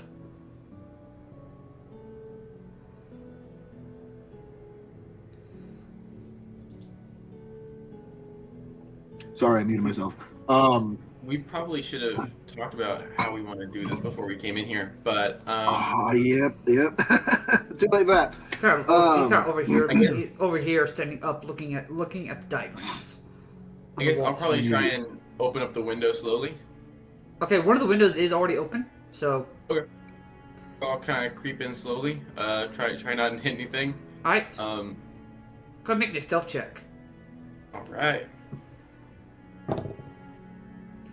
I think I'll also try to go in the Okay, the so window. full transparency, I rolled a natural 1. Oh, I mean, it still totals out to a 17, but All right, so technically, there is no auto fails on checks. It's you're playing it that way. I would like it. it's just nice to know. You kind of like you trip over one of the cats, but then you're able to catch yourself in midair. Like, And Core? you want me check? to roll too since I'm Yeah, yes. Yeah. Okay, there we go.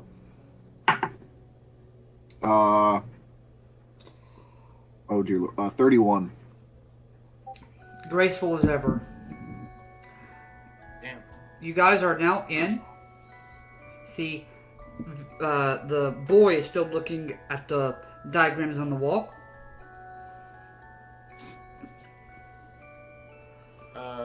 I'm gonna kind of like look at Core, and just kind of look at the kid. I'm gonna. Hey. I guess. Yeah. As you say, hey, he turns around. Oh God! He kind of turns and you see he realizes he doesn't have his book with him. He's like, He looks at the cats. He looks at the. You're all right. You're not in danger. No threats here. This is not what it looks like. No, That's you're good. fine. We should talk about this. Yes. You see, he kind of changes his face a little bit. I am I am Victor Velkovich, or you peasants may call me Victor the Valiant. He kind of raises his arms above him. He kind of looks around like, I'm still working on the name, so... Okay. Yes, it's could do some work. What are y'all doing in my... Well, I think You may have we're had a little bit partially of a- concerned. Oh, go ahead. you may have remembered a guest you had earlier. A white bird. Yeah?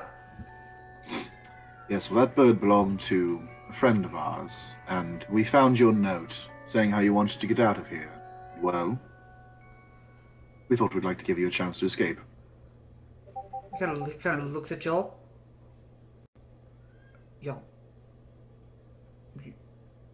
Okay. What are you thinking? 'Cause- Well, We can carry you out the window. Oh, yeah, I mean, a bit of monkey. I can get out any time. I was hoping you meant Barovia. I think that's a little bit of a work in progress.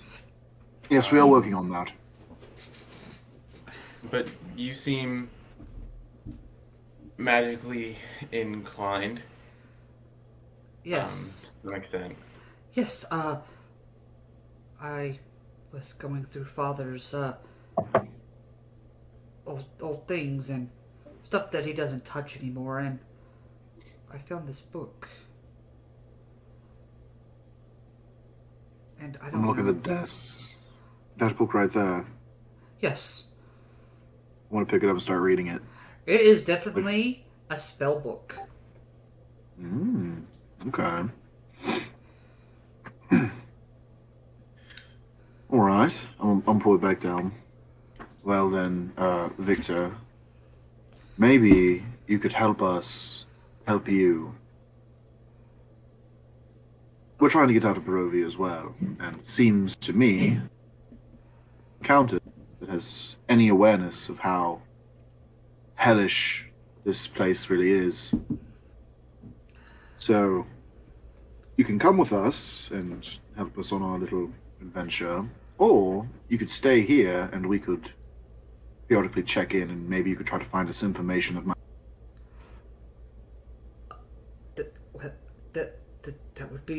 That would be great. Father never notices that I'm up here anyway. Confession. You're not here about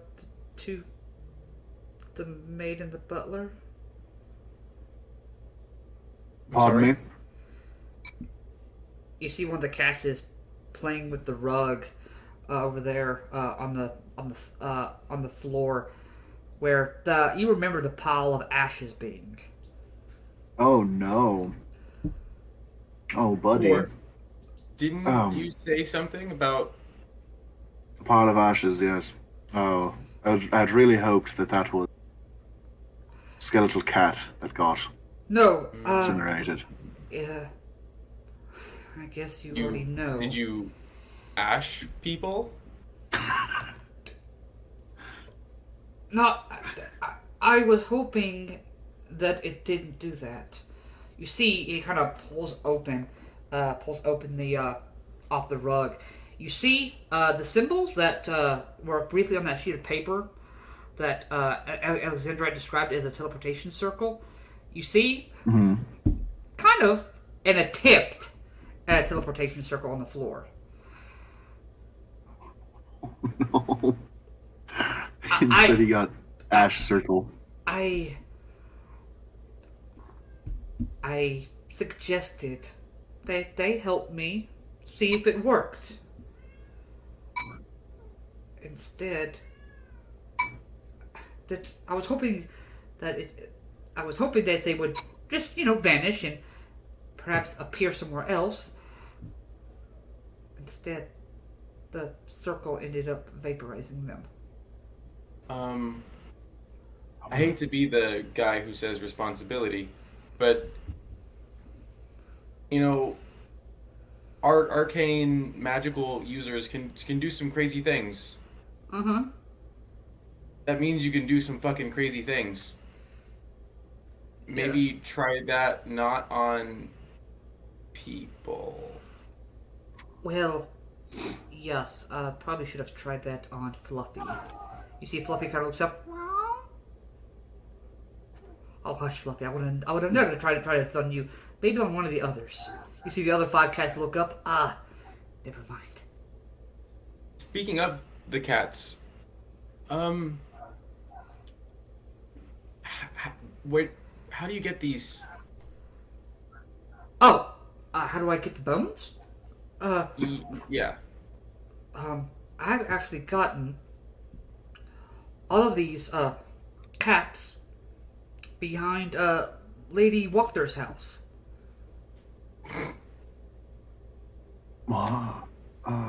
So you didn't kill cats. No, I would never kill a live animal. Well, I mean, at least they were okay, well, like organically sourced. That's fine. can I make an insight check on this kid? Yeah, sure. I want to see if there is genuine guilt about him literally vaporizing someone. Yeah. I didn't That's think a so, 13. 13? Yeah. You see, there is guilt. You're not sure if it's guilt because he vaporized him or because it didn't work. And they were just like an experiment gone wrong kind of thing. But there is guilt there. I definitely didn't like that you peasants can call me Victor the Valiant. Seems a little stuffy for a kid who can't not vaporize people. Well, I'm trying, okay? I don't.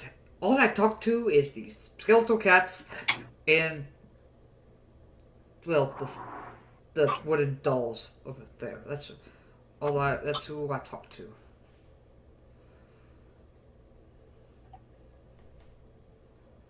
Yes, well, it helps when you don't call people peasants. I know that's not generally something that is It's a bad look. preferred. Well, perhaps I get that. This is a bad look. Perhaps I get that from Father, honestly. Yes. Question about your father, if you don't mind, while we're here. Yes? Has he been seeming alright recently? Like, has he had any major shifts in personality? Is the way he's acting sort of normal? He's always been like that. Alright. Good to know. We're new in town. But Alright, well, Victor, unless you have any questions for us, I think we must be on our way. We have... were y'all still wanting to look for a way out of Barovia? Yes, that is what we're doing. And if you don't want to come... No! Give me 5 minutes? Alright, we'll be waiting outside your window. Get packed. Wait. Last question. Yes. Can I take Fluffy? You see the cat, the one I see cat looks up. I see no issue with it. I think it should be okay, but keep the unnecessary reanimating to a limit, I think. I can do that. Okay. I'll be down in 5 minutes. You see, he's like excited. He goes, grabs the papers off the walls and starts like piling them in other books and starts grabbing a bag over to the side.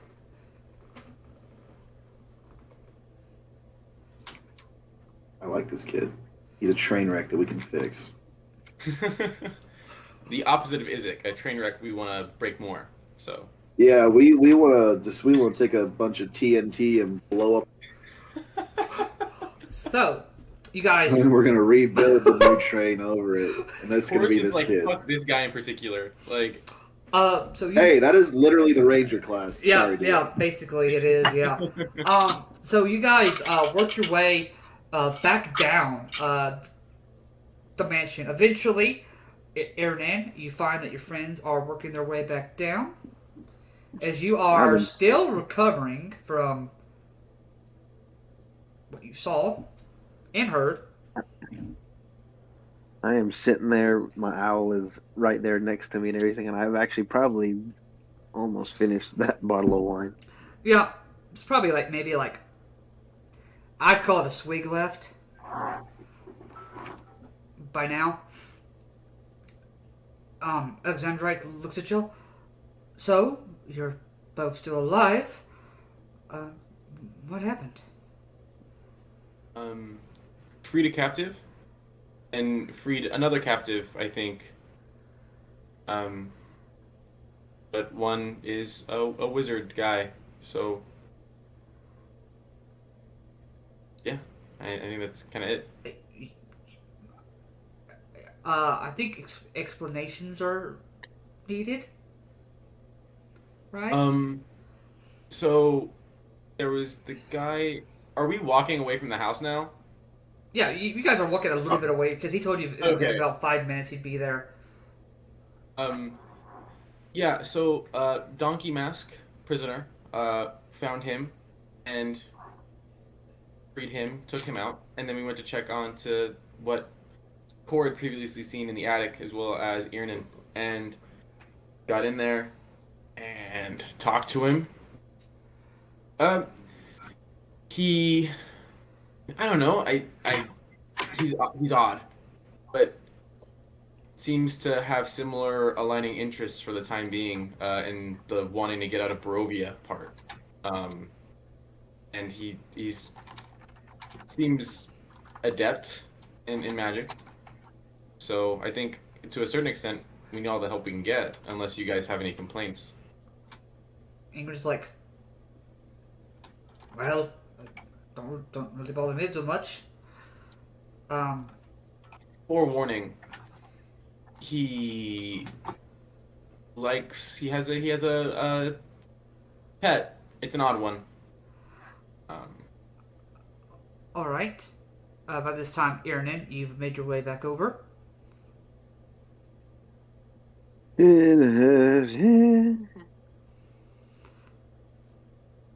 Why are we just standing here?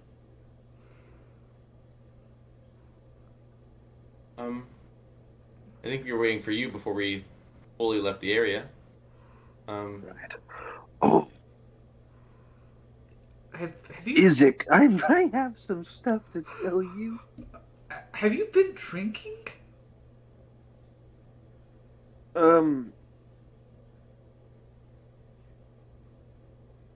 Yes, but no. I don't know how that works. You see, At first, I wasn't drinking, okay.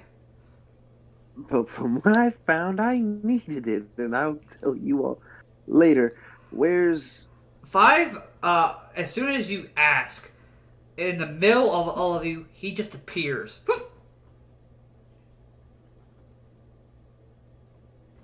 Here he is. Good to see that you didn't turn into a pile of dust. Oh, is that what's called a joke? He kind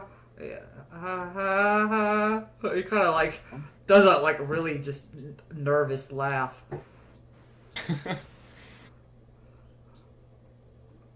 You see, Alexander kind of looks at him like, "Where's the?" And you see, popping out of his bag is the skeletal cat. Alexander's like, "Oh!" Yeah, everyone. This is Victor. Hello. He's not Baron's coming son. with us, is he? He wants to.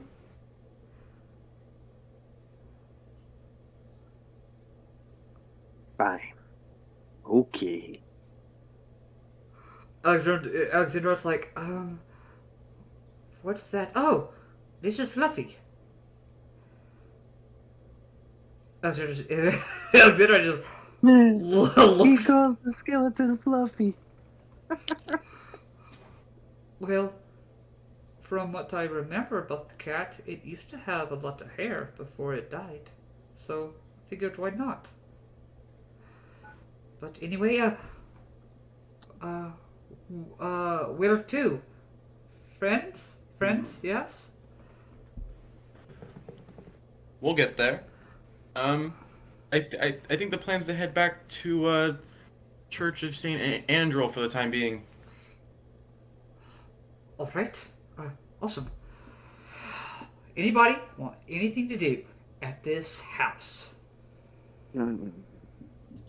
Nope. All right.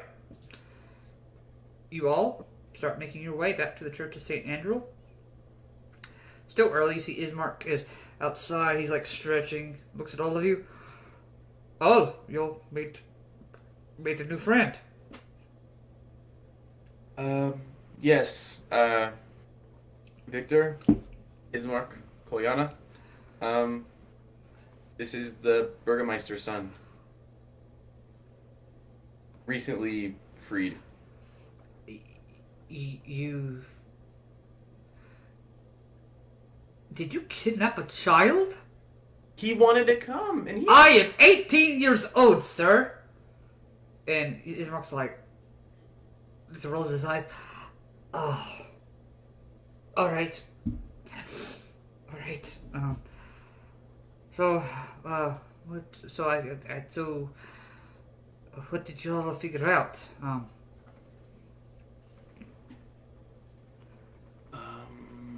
I Actually, figured out some stuff. Yeah, go ahead, Iernan. I don't want to say it in front of him, and I point at the kid. No, that is fine. If you want, I can, go inside and wait. Is that fine? Yeah, that'll be fine. Okay. Great. He goes ahead and heads back inside the church as I bring you guys back onto the Church of St. Andrew. Okay. Everybody gather around. Ismark smells you like, have you been drinking? Yes, but I have information. All And right. I have the bottle in my hand, and I'm kind of like, oh, it's empty. And I throw it to the side, and I was like, okay. Sorry, the guy wanted to play truth or drink, and to be honest, and after what I've heard, I needed it. Which guy? Isaac, the doll guy. Oh. All right. Yes. You were going to say something?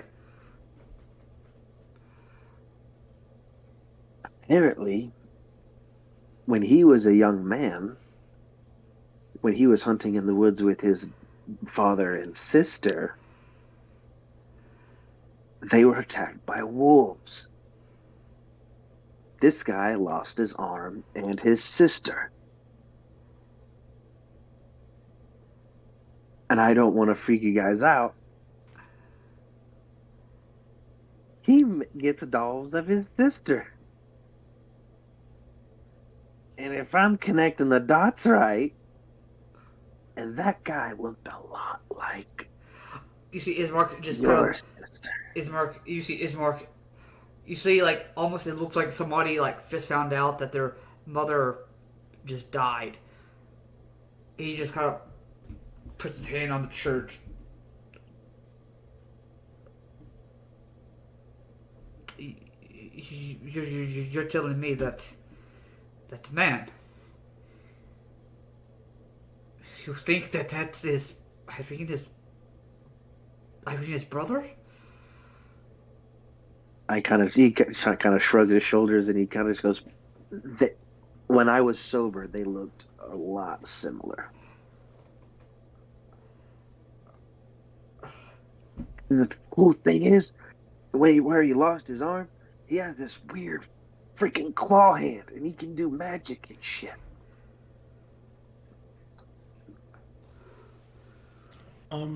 Okay. So maybe there's a lot more to Isaac than we thought. Yes, perhaps. But at least we know he's not that much of a creep. He's still a creep, but Not like a creep. Exactly. I I'm gonna throw up, and he'll walk around the church where he can't find to see anybody. Yep. And just go. Bleh! You see, Ismark is just standing there kind of quietly. Ismark, are you okay? Do you need a minute? Ah. I. I mean, part of me is. Part of me is happy that you guys found this out. Another part of me is disgusted. Another part of me is scared. What do we do with this? I mean, I think for right now, the answer is nothing. Kind of in the same vein as earlier, Irina feels safe right now, and if she feels safe, then it's better. So I think she has a lot going on with Strahd doing his thing, and I think this, until it becomes relevant, is kind of would just make it worse. no, no, you're right. Uh, so, time being, we just keep all this to ourselves. Sounds like a good idea. What's the plan then? For the day? Didn't we? You all promised to go find a wine shipment, right? Yeah. A question: do we want to find the wine shipment, or do we want to try and find that other sister?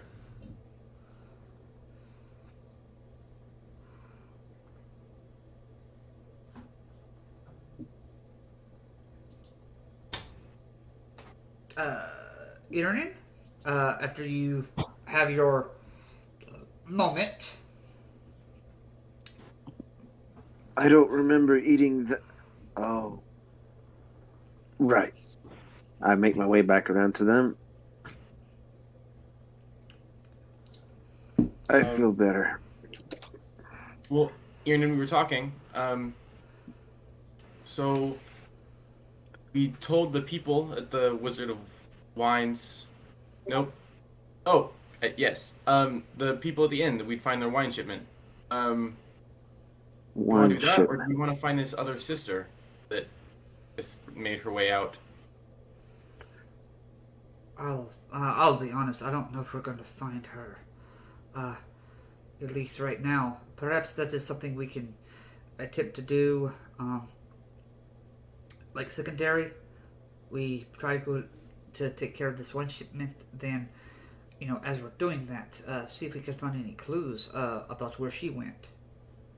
Yeah. I'm up for anything. I really need to sober up before I make a decision. You see, Ingrid just like, fine. I don't do this often.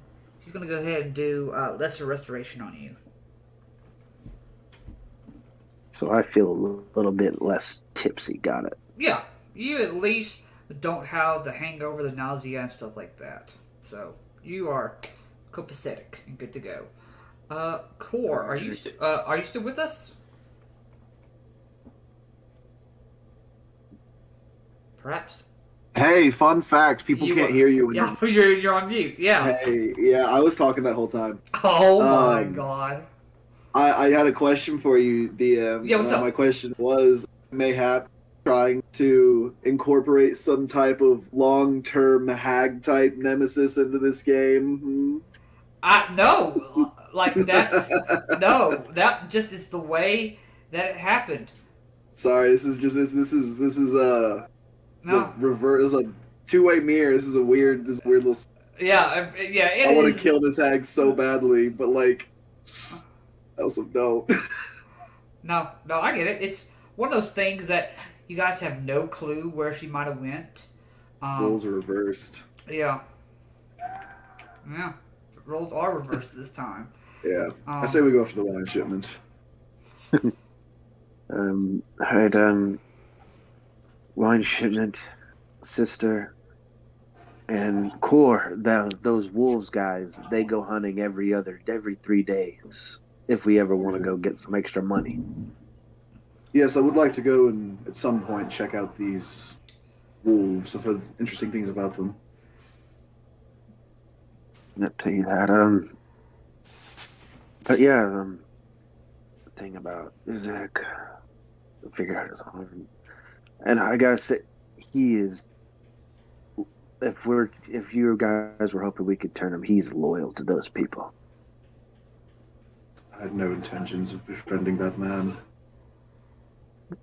So I'm just letting y'all know if the crab hits goes south, he's got to go.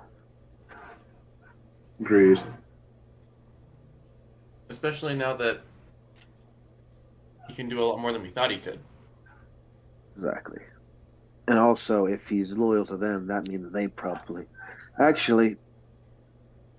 I get a sense of the Baron. Maybe the kid knows about him. Oh, yes, we could ask Victor along the way while we... Yeah, do it as a kind of like, hey... walk and talk. Yeah, walk and talk. Y'all can do that. I think I'll stay here at the church if y'all are going to that tavern. Well, I believe those shipments is going to be somewhere out of... Yes, the shipment is actually at the winery called the Wizard of Wines, which is like at least 3 to 4 days away. Has the shipment gone? Sorry, has the shipment gone missing, or has it? It just hasn't arrived. Pick it up. Yeah, it hasn't arrived. They usually drop it off. Oh, okay. So it's like it's okay. Gotcha. Yeah, let's missing go. anywhere like along the route. Yeah. Yeah. Let's just. I guess. Yeah, I'm good to. I don't got nothing I want to do. I'm good to start heading out whenever. Okay. Airman. Yes.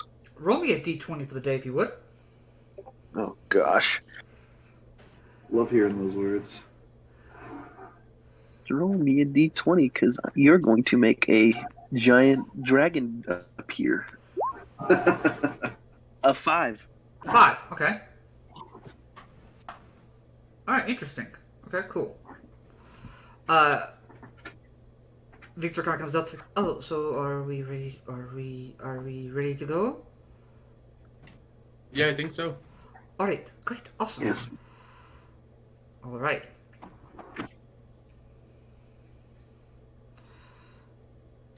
You all take the time to prepare yourselves, get the cart. You all begin to make your way out of Vallaki. Most of the day goes by pretty uneventful, at least for the most part. You do come to a road intersection. You can tell that it comes to an X intersection with branches to the northwest, northeast, southwest, and southeast. The lower half of a snapped wooden signpost thrust upward at an angle near the eastern elbow of the intersection. The top half of the sign, featuring arms pointing in 4 directions, lies in the weeds nearby. I'll go pick up the broken part of the sign. Okay. From what you can find, you realize that the arms indicate Kresk in the Tolsinka Pass to the southwest, Lake Baratok to the northwest, Vallaki and Ravenloft to the northeast, and Berez to the southeast. Currently, at the time, as you kind of like put that sign piece back together, Isri, go ahead and make me a perception or investigation check. I will make that perception because Okay, that's fine. You can do that. Isri is a dim dude.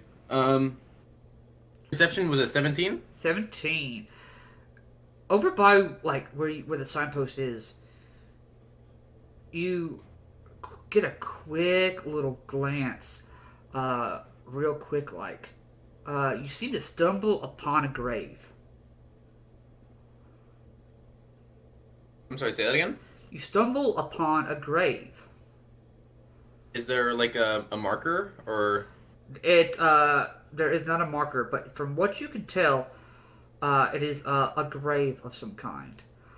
You do notice what is really interesting about this grave is the marker that's being used. It looks to be a longsword with at the hilt where the bottom of the hilt is a dragon's head.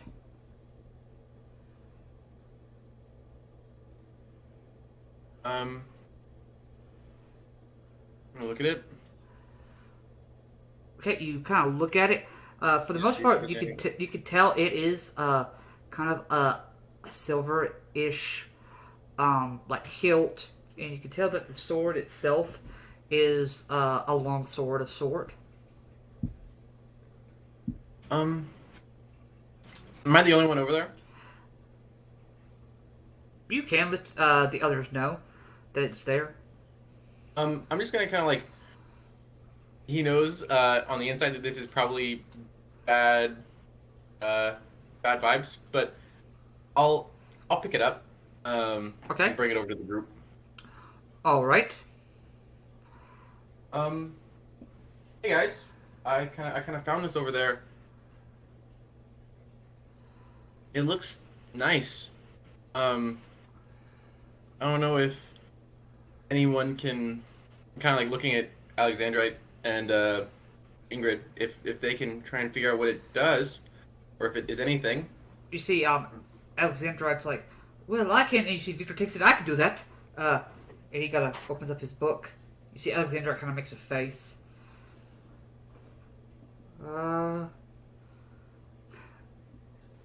Wizard rivalry. Yeah, already. I love it. Can't wait for Alexandrite to kind of like mingle with him a little bit. That'll be interesting to see. You see, he takes the time to cast Identify over the longsword. Well, from what I can tell, this is magical of some sorts. There's a inscription. May Argonvoss forever fly. Huh. Well, who here does Irnan use longswords? I do. Well, I guess I'll just kind of like. I think you're the one who's going to use this the most, so I'll kind of hold it out to you, pointing your way. I'll grab it and kind of hold it in my hand. I'll little flourish with it just to see how well it's made and the grip and everything. It's pretty well balanced blade. Victor does let you know. For what I can tell, it is magical. For the purpose of this sword is just a regular magical longsword. It's not a +1 or anything, but if you are fighting something that has magic resistance, this will overcome that. So this is like if somebody's like, oh, I can't be touched by that, I can stab them with this and it doesn't do anything. Yes. So basically, this will do the regular damage. Usually when you come across something with magical resistance, it does half damage. Mm-hmm. This is just full damage. Mm. All right. I'll have to, scabbard. I know what I can do with it. And I'll take it back to the cart and I'll basically sit there and I'm going to use my other, what is it called? I have to go over here. It's Bond. I have to do an hour ritual, and I can basically make it appear and reappear and disappear out of my hand. Yep, you gotta make whatever magical bond that you gotta do with it. I have one with one regular longsword, and I'm about to have this one, and then that's my two. I can't have any more. Yep, that's exactly it. Okay. You just see me just be like, I'm trying to figure out where I'm going to put it, and I'm just like, all right, fine. And I go over to the cart, I set it down, and I just kind of hold it with both my hands and everything, and I'm kind of like meditating. All right. All right. Because it takes an hour. Yeah, it does take an hour. But besides that, Isri, you can tell that besides that, the grave is not. Nobody has messed with that grave.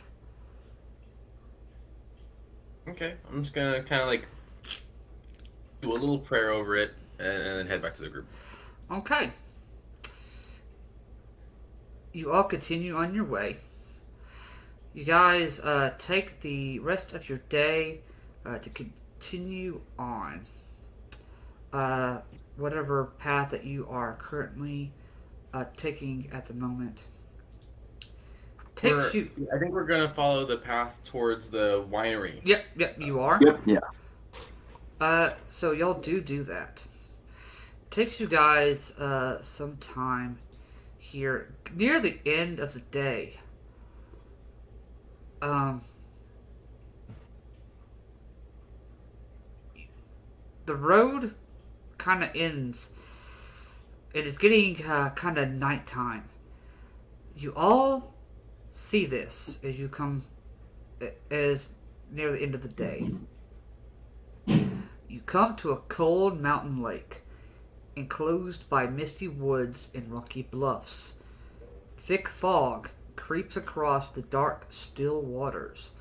The trail ends at a grass-covered causeway that stretches 100 yards across the lake to a flat, marshy island with a stone tower on it. The tower is old and decrepit, with collapsing scaffolds clinging to one side where a large gash has split the wall. Time-worn griffin statues, their wings and flanks covered with moss, perch atop buttresses that support the walls. Parked near the base of the tower, within sight of the entrance, is a barrel-topped wagon spattered with mud. First glance, you can tell the tower stands at 80 feet tall.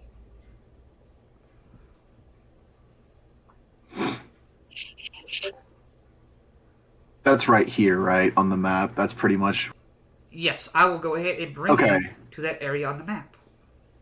Sweet. Would you say that the barrel-topped wagon looks like it's full of wine barrels?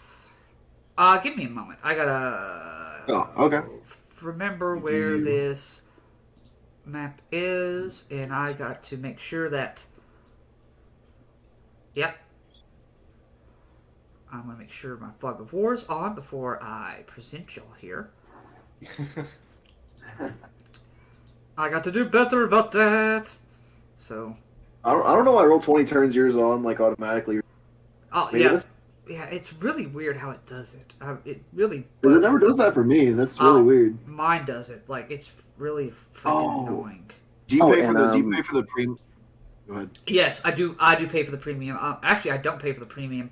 One of my players actually gifted it to me for free for my birthday last year. That's dope. Oh, nice. So... What do I add with that sword? So... What is it? No, so it'll just be whatever you roll. Just, so... during the witch fight, you would have noticed that when you swung your sword didn't do as much damage as you thought. Yeah. That's because they had magical resistance. With this sword, it will just cut right through them. Right. I was just wondering, what do I add into my inventory? You could put silver dragon sword. I also love that the fire is still on the map. Yeah, I forgot who was the one that did that. I think it was Ingrid.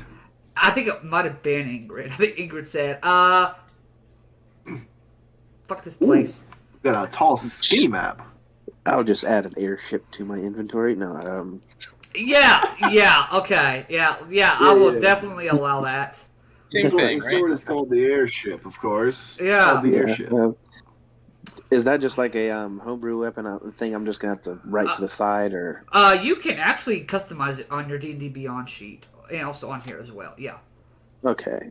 So is it just, besides it goes through magical resistances and everything, is it just like a +1 longsword? It is not even a +1 longsword. It's just longsword that goes through that for the benefit of going through magical resistance can. Okay, so I'll It just just add it's just a regular longsword. It's just Mhm. everything magical ignored. yeah. Basically, It's basically a step down from +1. yeah, it's a step down from +1, but a step up from a regular There longsword. we So go. it's Yeah. which is still pretty nice to have. Oh yeah, being able to cut through shit that doesn't like magic Yeah. is nice. And core. Okay. It from as you are looking at the wagon, because you're the one that asked about it. Under yes. the layers of mud, this wagon sports a fresh coat of purple paint, and its wheels have fancy gold trim. A brass lantern hangs from each corner, and red drapes over a tombstone-shaped window on each side. A steel padlock secures the back door, hanging from which a cheap wooden sign that reads, "Keep out." I'm gonna look in. You said there's windows on it? They're like red curtained windows. Yes, red curtained windows. Are the curtains on the inside or the outside? They are on the inside. I know. Cool. How can I guesstimate about how long this thing might be covered in mud? So probably a bit. It's been a while. A while, yeah. I'm gonna look. So it's our history with carts parked outside of big structures is not the best. No, it's not. So I'm gonna just kind of want to case this tower. Like anything, like do I see any like creepy little things looking at me down the window? Anything that might indicate that there is something other than us here? The tower door. And I'll check the wagon. Okay. Is made of iron with no visible handles or hinges. In the middle of the door is a large embossed symbol. A connected series of lines with 8 stick figures set around it. Carved into the lintel above the door is a word, Kazan. I will actually send this image to you guys so that way you can get a better look of what you are actually looking at on the door. Okay. And I assume this looks completely foreign. This does not look at all. No, this is... Oh, that's cool looking. Nice. Interesting. Bunch of little dudes. Just guys being dudes. Just guys being dudes. Alexandrite. Hello, Victor. You see, Would Victor, you... You see Victor goes to say something, and she kind of pushes him over to the side. Yeah? Alexandrite, would you be able to tell me if this door is magical? She kind of just waves over her hand. Yes. From what I can see, the door is magically locked, and there is some kind of trap on here. There's some kind of... There is definitely... It's very close to what Victor had in front of his door. Something very, very, very, very similar. Similar to a glyph of warding. Interesting. And I was going to check the cart if we didn't do that already. That's fine. With you looking at the cart. Go ahead and make me an investigation check if you want to. All right. Investigation 21. 21. Okay. Takes you a little while. You kind of open up the wagon a little bit, but you don't completely open it because you realize above it there is actually, it looks like a flask right above it, almost triggered like a trap. Okay. I'll try to. Uh, shoot. So I haven't triggered it. I just know there's a trap right here. You have not triggered it yet. There is a trap, but you have not triggered it yet. Alright. Can I try to dismantle it? Make me a dexterity check. Dexterity. I'm good at that. Uh-huh. Ingrid will go ahead and cast guidance on you. Guidance. Okay. What is guidance? Plus a D4. So that's a I dexterity. think that's what guidance is. It's a dexterity save. I want to. Of course, it's a save. I need to check. But yeah, it's the guidance. same. It's the same thing. Oh, is it? Okay, then yeah, you can add a D4. I'm not proficient in it. Yeah, Right. add a D4. D4. Might as well do that just to be safe. 317. Okay, you are able to disarm it. You're able to kind of like take a dagger, kind of like cut where the little flask was going to come down, and you pull it down, and you realize you kind of look at it. You've seen something that's very familiar before. This is a flask of alchemist fire. Huh. If this would have fell on you, you would have done 10d10 damage within 30 feet of the wagon. You kind of just see it and go, like, so I know that for a fact, I guess, right? Yeah, your dad. Yeah, your father would have told you about like that kind of like trap before. So like the same liquid kind of. Like, oh, okay, that's what that is. You see, Ian kind of just go, like after lifting that and grabbing the flask, he kind of looks at, oh, okay. You all right, lad? Besides about dying, yeah. Ugh. Is that alchemist fire? Indeed. Oh. Aaron, you can now add a flask of alchemist fire to your inventory. I am getting all the good stuff today. Yeah. Core. You see between her and Victor, they're kind of both looking at the tower door. They're kind of like looking for a moment. You said there was like a giant gash in the middle. No, so there's not a gash of any kind. Oh, okay. I guess I misheard you. No. It's all right. You see, they're kind of looking at it. It's like there's some sort of it's a puzzle of some kind. The way to disarm it is making sure that. Wait a sec. I think we have to start somewhere and do each of these hand signals. Like a dance?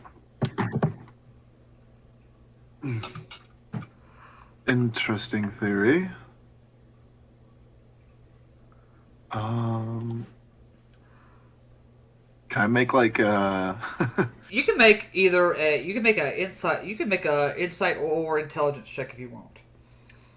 Yeah, I want to try to make an intelligence check. Just see if I can be smart about this. Yeah. And I'll guidance myself as well. Yeah, you can.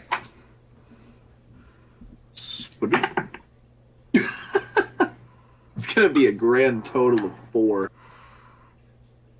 You have no idea. I'll go ahead and do one for Sandrite, which is a fucking 19. Jeez. She kind of... Smart one. So, actually, we don't have to do the dance. We can either do the dance or follow these lines and trace it. So, she says, she does it on her, she does minor illusion and kind of does the same thing. So, we start from one point and follow the lines and like trace it on the door.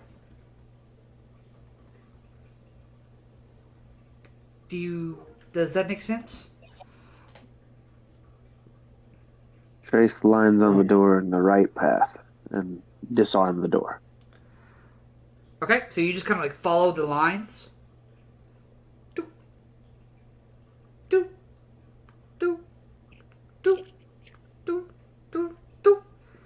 You watch as the lights glow blue for a moment. You see the big, large wooden symbol kind of creaks.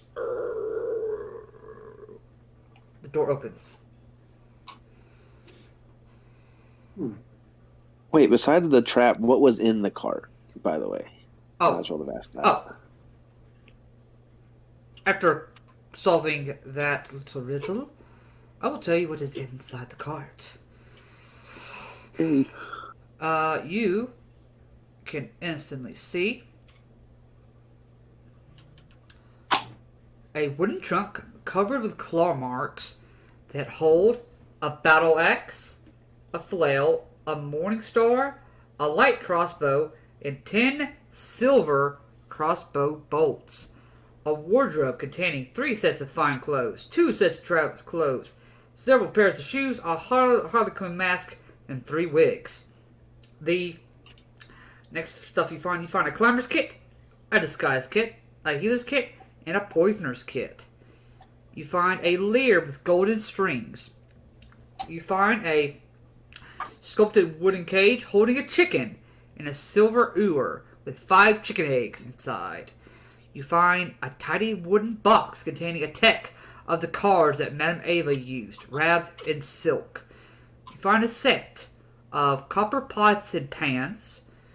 You also find 3 sets of manacles, a shovel, a wooden chest containing a gold holy symbol of the Morning Lord, 3 vials of holy water, 3 vials of perfume, 2 vials of antitoxin, a 50-foot coil of hemp rope, a tinderbox, a steel mirror, a sharpened wooden stake, a spyglass. You find 2 spell scrolls, major image, and remove curse. You find a map of Barovia, and you find a charred page from, it looks like a journal. You find a lot of shit. That's a lot of stuff. You guys need to keep Aaron from doing this though, because I swear I am getting all the good shit. Aaron just comes back with It ain't just funny. full pockets. No, I'm just like carrying all of it. Guys, we hit the mother low. You see, Ismar kind of looks at you. What did you find back there? There's weapons cache, disguises, a bunch of kits, things we can cook with. Basically, we have a new cart. Do you like the aesthetics of this one, Pasha? And you also have a journal page from a charred journal, it looks like.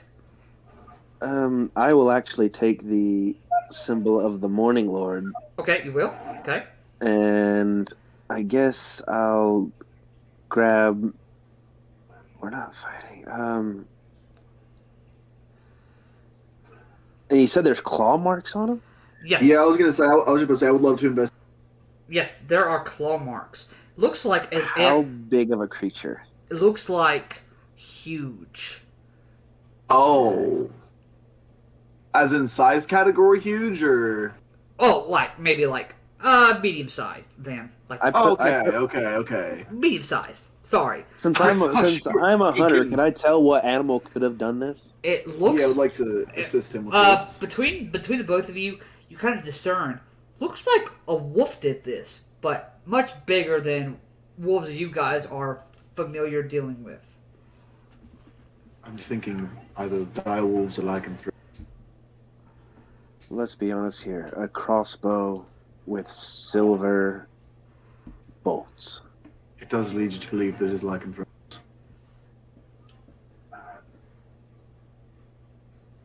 There's vampires here. I don't want... Can I go through my mind and everything and think of, do I remember anything that even my dad, or if I've ever heard of anything of werewolves? Make a history check if you want. Because in my mind, I'm literally thinking straight history. That's a 10. Come on. I did say I was assisting him with this. With Okay. Yeah. Sure. Yeah, that's fine. Go ahead and roll with again. Roll again. Let's watch me roll lower. Watch here's this. That natural. Oh. There we go. There we be. Am I still blessed? No. No, guidance is a one-time thing. Yeah. Oh, guidance is a one-time thing. Yeah. Okay. Yeah, then 16. Are able to remember a time that your father did tell you of a tale when he did deal with what was called a werewolf once. And the way he described the marks on the trees looks pretty similar to what's on the trunk. Oh, God. Cor, I don't want to be the thing, but we've dealt with a vampire. Yes. And my father has told me stories of werewolves, and the way he told about scratch marks on trees and stuff, these are similar. And the crossbow bolt and the crossbow and the silver bolts, it's just... Yes, I do believe that there's maybe something of that sort about. We should definitely be careful. Especially if we're going to stay here for the night, we should probably make sure that the tower is not full of wolfmen. Yeah, that might be good, that we make sure that there's nothing safe. You see, Victor kind of comes over, kind of looks at that page like, is that a journal page? Yeah, I'll pick up the journal and I'll hand it to him. He kind of looks at it.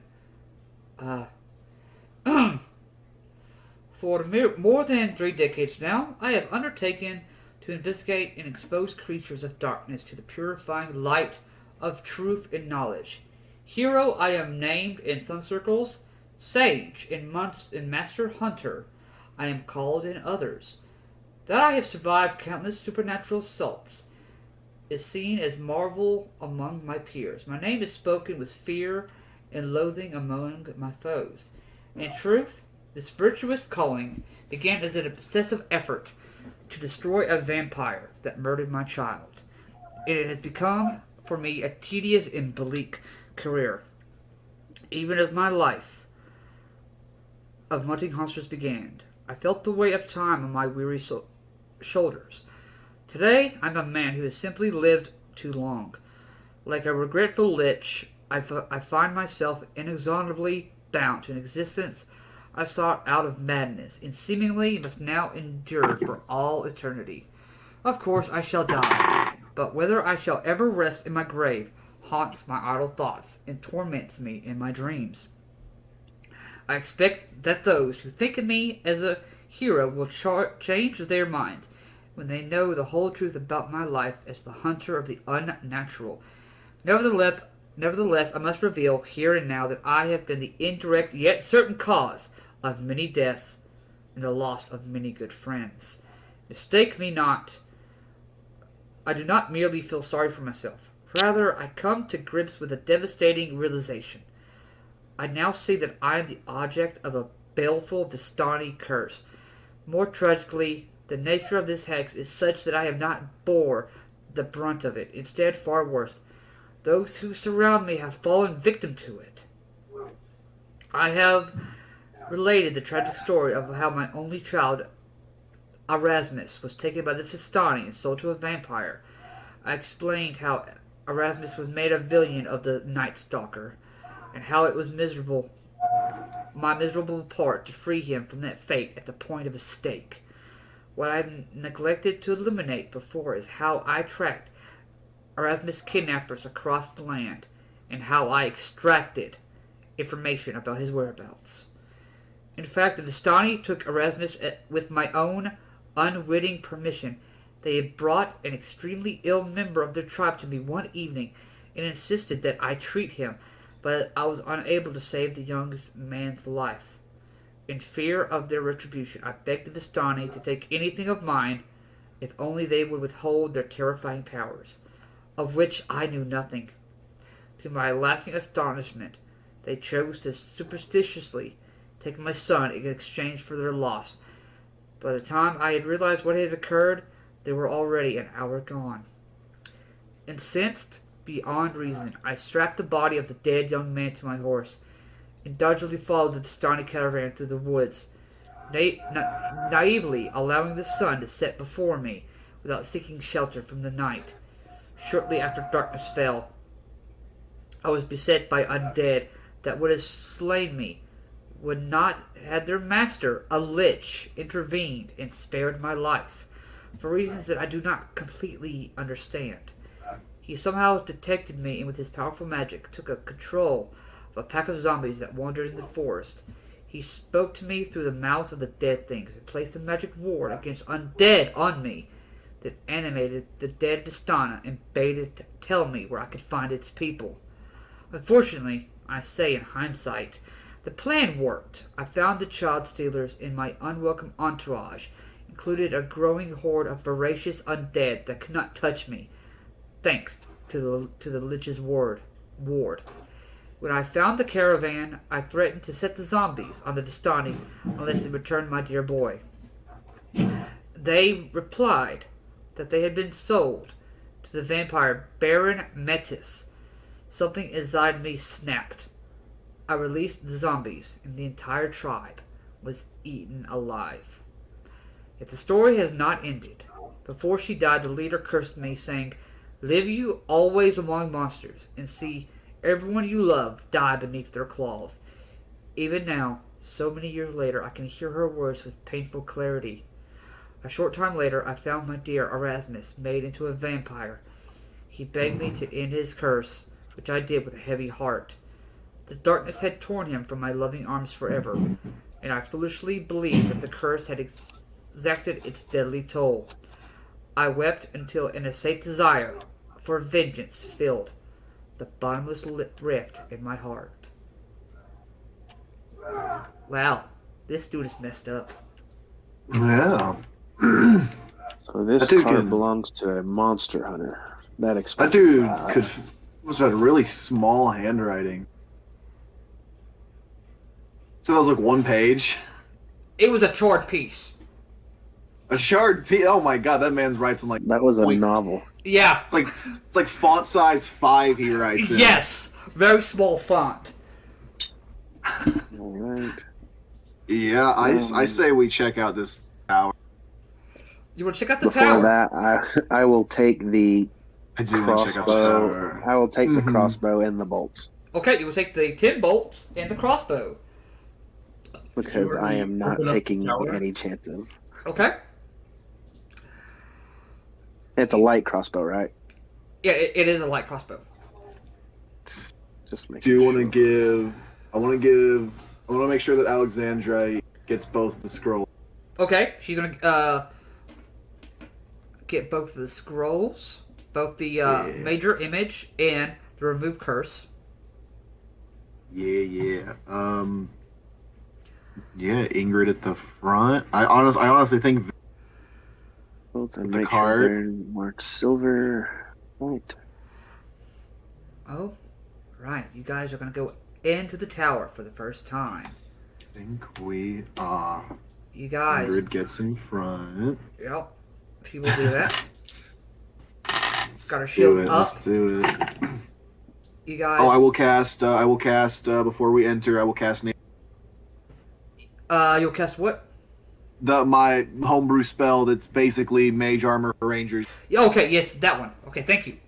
What's my AC up to 18? Yep. All right, thank you. The flagstone floor is strewn with debris, and a few old crates stand near the east wall. A torn curtain to the south partially obscures the tower. A 5-foot square indentation in the center of the floor contains 4 pulleys attached to taut iron chains that stretch up through a similar sized hole in the rotted wooden ceiling. Standing next to the chains are 4 tall clay statues.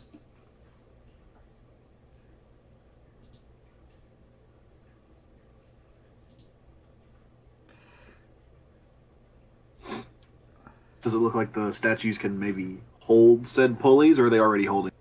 They look like they kind of already have like hold of them, but they're Oh, not. okay. They're not currently moving. As you guys get closer, one of the golems looks over to you. Uh-oh. It asks, "Up?" Everybody might want to gather around for this. The clay golem asks, "Up?" again. I'll wait till everybody's Yep. on the platform. Yeah, you guys kind of. I guess I'll. Yeah, and then I guess I'll say up. You go up to the second floor. As you watch as all the golems come to life and they pull the chains to move the piece that underneath you, which is an elevator. Not much is on the second floor of this tower. You can tell that dust and cobwebs fill this otherwise empty room. The wooden floor of this is badly rotten and partially collapsed. There are still, from what you can tell, is another floor above you. I guess we'll go up another floor. I guess so. The clay golem looks up to you. Up. Down. Up. You say up. Brings you up to the third floor. Time and elements have all but destroyed this chamber, leaving a gash in the northwest wall and slimy black mildew on the walls. The wooden floor is completely rotted and has begun to fall away in places. You kind of look, there is one more floor. Do I hear anything? So there's nothing but... Nope. Any wolfy snarls or... Currently don't hear anything. I guess we go up. You go up. One more. Go up one more. You see the clay golem looks down. Up. Down. Up. You pulls up one more. Unlike the levels below, this room shows signs of recent habitation. And although the place reeks of mold and mildew, it has plenty of creature comforts, including a cozy bed, a desk with a matching chair, bright tapestries, and a large iron stove with plenty of wood to feed it. Light enters through arrow slits, as well as through dirt-caked windows with broken shutters. Other features of the room include a standing suit of armor and a wooden chest. Old wooden rafters bend under the weight of the tower roof, which has somehow remained intact. Mounted to the rafters are pulleys around which hang iron chains that supports the tower's elevator platform.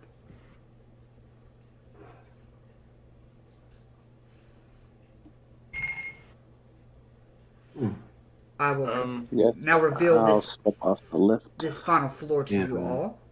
I think Isri would probably go look at the armor. Isri. The armor is some kind of shiny silver breastplate and shoulder pads and such. She kind of turns to look at you for a moment as you get kind of close. How close am I? I would say you've probably gotten like 10 feet, and it's just now it kind of just looks at you now. Hey, everyone. The armor has like a little bit of a mind of its own. You see, Victor kind of points to it as he casts Dispel Magic. You watch the armor kind of just falls apart. Oh, that solves that. Somebody Good. must have animated that to keep. Mayhaps someone's done it a friend. Yes. Does anyone else smell lavender in here? Did we? Make a perception check. 5. If my passive perception is high enough, does that even matter? With a, what, like 19? Oh, yeah. 19. Lavender. There is lavender in this room. It seems to be coming from a wooden chest. I'm guessing the one right next to Izzy. Yep. I'll go up to it and... Does it seem to be trapped? Since I've already almost got blown away. No, it is unlocked and safe to open. Right. I do it with my foot though, since I don't want to. You find a severed head. And it looks like it belongs to a Vistani with the colorful hat on top. Awesome, and I lower it back down. I don't. I just say, "There's a head in the chest." Ah, that's wonderful. Awesome. Yeah. Gross. Let's maybe just leave that there. Well, it doesn't really need to be. If you want, I can talk with it. God. Oh, that actually might be rather useful in this situation. Now, when I do this, go ahead and do that. When I do this, he goes to his page and his book. I haven't done this before, but it says that I can give it life and intelligence, and it allows to answer the questions that we pose.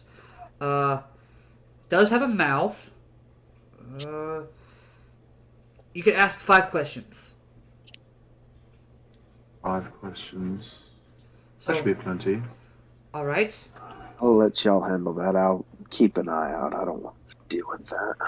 Okay. Just keep an eye out for any people that look like they might be monsters. You see, he kind of sets the head on the table next to where the animated armor was. He goes ahead and starts casting Speak with Dead. Can I go back to just basically stand watch in front of the lift area? Yeah, sure. You and Aaron are both watching it just in case. Okay. You watch as Victor waves his hands, and Core, you watch as that purple glow that recently happened up in the attic seems to appear over this Vistani's head as the eyes start to open.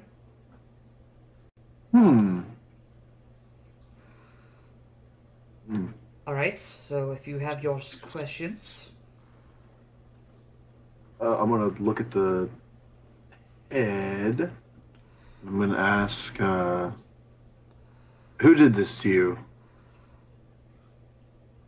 It was a half-elf bard, Rictavio.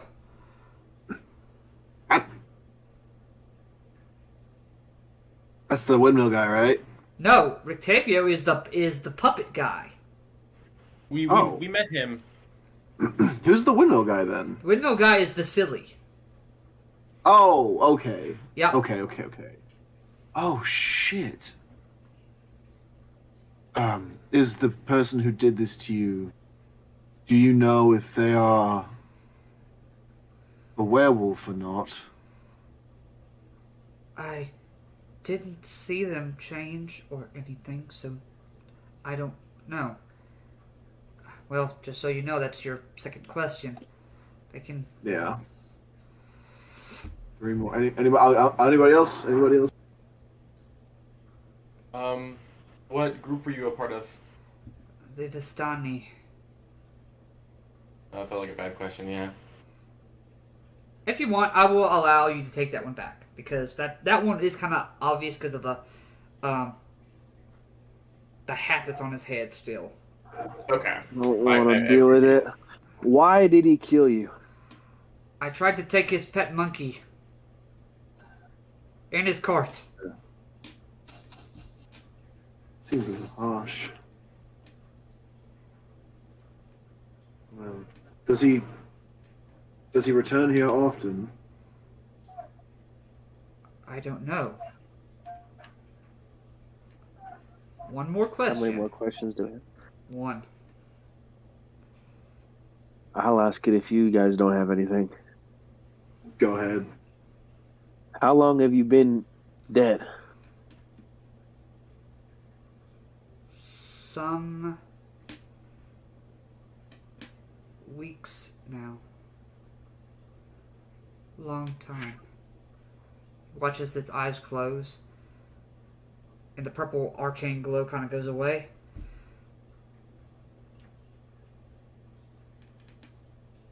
Now just know that if we want to ask it questions again, we have to wait 10 days. Well, I'll just search the room over, see if I find anything, since I know it's the guy that makes this the toy. It's the toy guy, right? No, this is the puppet guy. This was the guy that did the puppet show when you guys first walked in.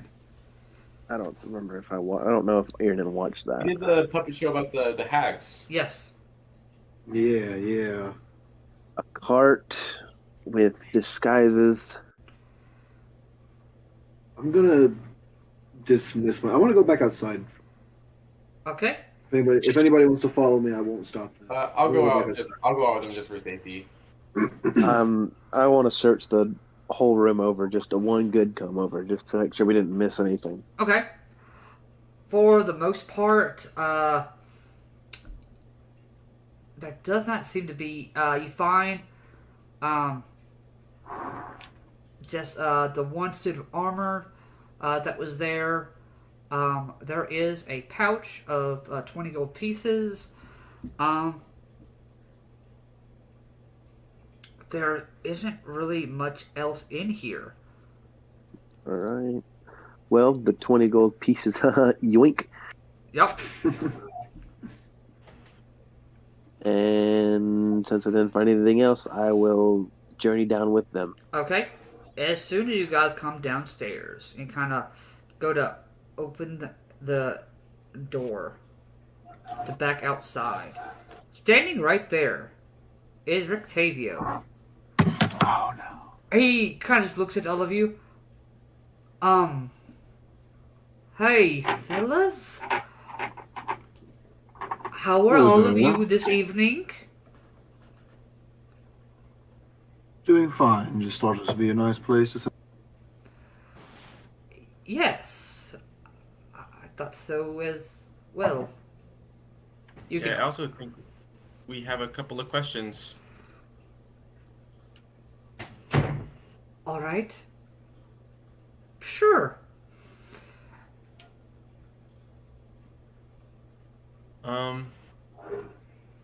I guess we should probably start with the big one, right? There's a head in there, and it kind of says you made it a head, so you should probably answer that one first.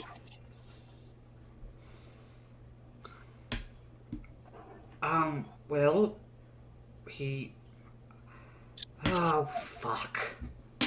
There's no fucking use in hiding.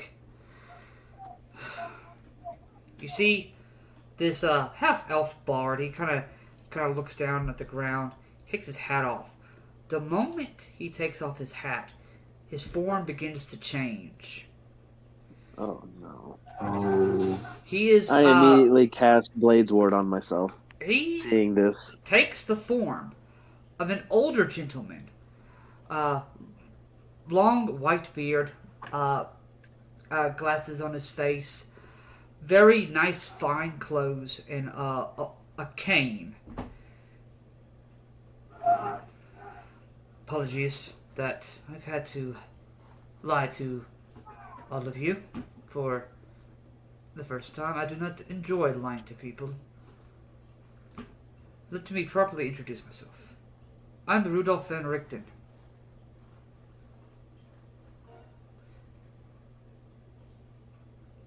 book about this guy, so he must. I assume you're the monster hunter. Some call me that. Explain the cart full of shit. The cart. Some of it is mine, some of it was my prodigy's. I believe that she has followed me somehow here. I think we're getting a little ahead of ourselves. Explain why there's a in what appears to be your bedroom.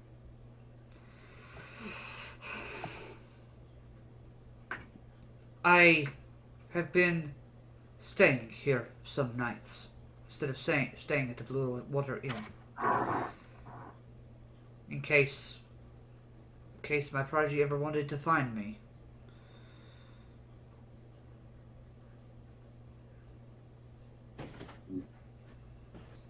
That doesn't answer the whole severed head question. No, it actually really doesn't at all. He tried to take the cart from me, so I shoved a sword down his gullet. Seems a little extreme, does it not? Well, okay. He tried to rob you. You defended yourself. Whatever. His head's in a box, dude. The fuck is that? It's in a box, bro. I'm trying so hard not to laugh. No, I love it. I love that. I love that phrasing. Every so often I do keep it to try and get any information that I can about, well, I guess there are no secrets here. I've come to Barovia to kill Strahd. Oh. Seems quite a monumental task, yes? Well, yes, it is. But it needs to be done. Every trail that I've taken, every vampire I've slain, one thing I've always found that connects all of them is him.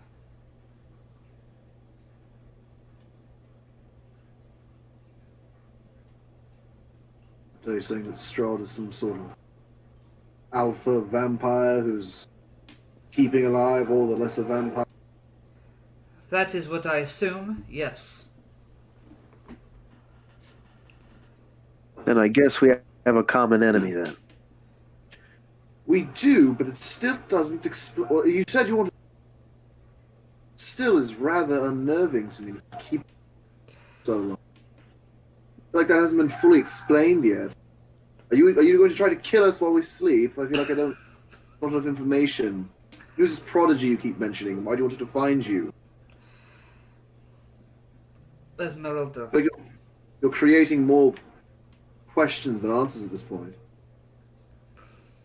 Well, then you're starting to get used to Barovia's charms then. You know, she make a fair Why do point. people keep on saying that?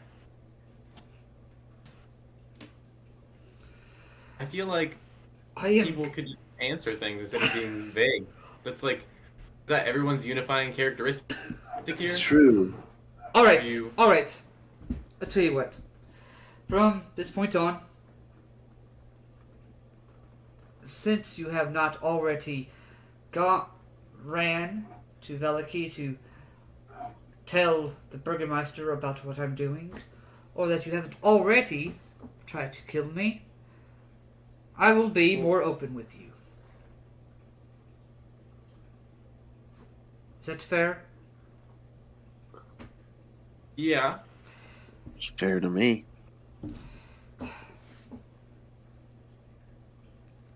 Alright, well, please. Ask your questions, then. You said you came to Barovia. Mm-hmm. So you came here on purpose. I did. How? It's complicated, but there are these talismans throughout the world that connect to different places of existence. I found such one that linked itself to Barovia. Fortunately, it was enough to get me into Barovia. As soon as I entered, the talisman was destroyed.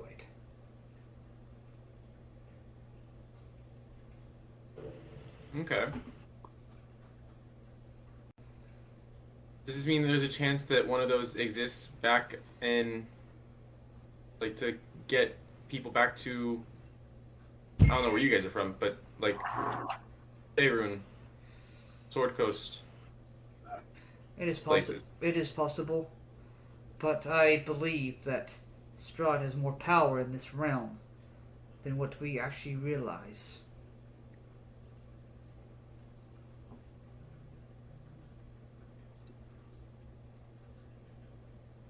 So what, he's some sort of god here? He can just do whatever he wants.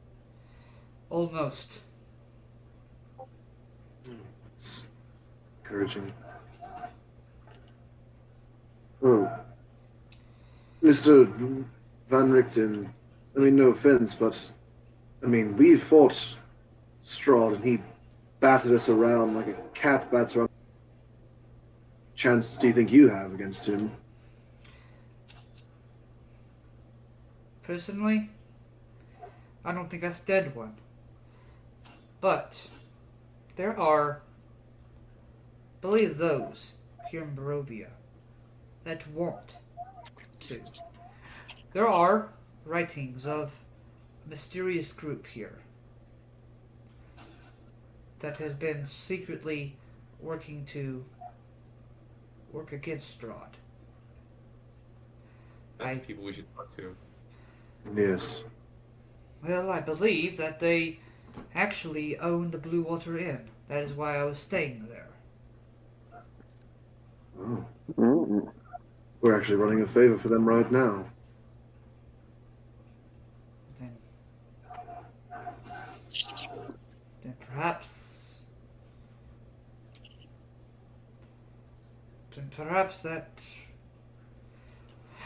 perhaps there is a chance.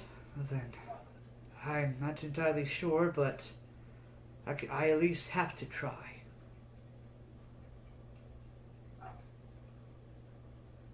Well, that's admirable. I think we all can agree that Strahd is kind of the worst, and he should go. But maybe we can kind of work together on that from here on out. I think we increase our odds that way, on both sides. Since we are being honest with each other, I prefer to work alone. There. No offense. People around me tend to die. Yes, we kind of read in your page. You see, Victor kind of like comments. You read my journal? Just a page. I mean, shouldn't have left your carriage unlocked if you. It was booby trapped. I left never mind. Yes, people tend to die around me, and no offense, I don't know you, but I do not want any more deaths on my conscience. Iernan will, like a strong walk up to him, and then hold out the flask of alchemist fire. Guy takes the alchemist fire. I think we're very capable. Now, if you want to join us, you can, but if you're not, we're not going to try to stop you on what your mission is, but right now, we do have a common enemy, and we don't mind the company. You see, Alexandrite kind of pipes up for a moment. Can I pull y'all aside real quick? Yes, of course. He kind of pulls y'all over to the side. Van Ritten's kind of sitting there. You see, he's already started like making a fire outside. Since he figures you guys are going to be camping out here. I know this is a very, very far-fetched thing. I know we had it set on the toy maker being... But what if he is?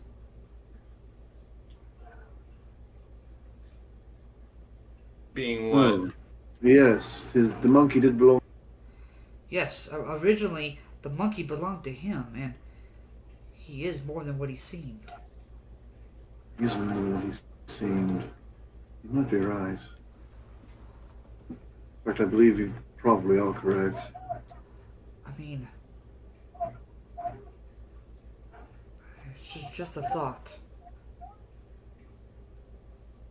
He does seem more knowledgeable about this place than any of us, so can't hurt to keep him around. Or at least keep him within our Network? Yes, network. Yeah, that's kind of what I was meaning earlier. Not a he'll be our buddy and travel with us, but more we can share information. Yeah. And we can ask him. Yeah. Well, that's really all I wanted to bring up, but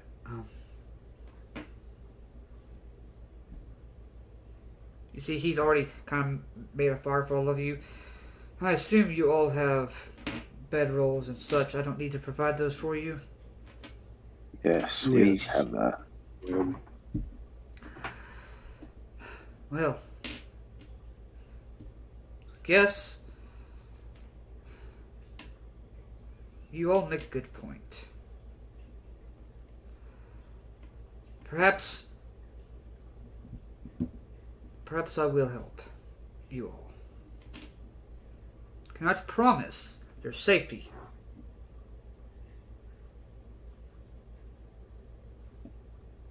Our safety hasn't been promised since we set foot in this godforsaken hellhole. Alright. So, what do you plan to do from here, then? I think finish what we were gonna do for the Blue Water Inn. Yes. And now we might inquire about the owners. I think it might be a good idea. Yes. And if you don't mind, I'll go talk to the toy maker. He has something that he made for me anyway, so. That's fine. I do ask one thing. I know it's probably a lot to ask. When we are going about, no one will know about my true reasoning for being here. This hat is actually what is known as a hat of disguise. Lets me disguise myself. Been using it while since before I got here.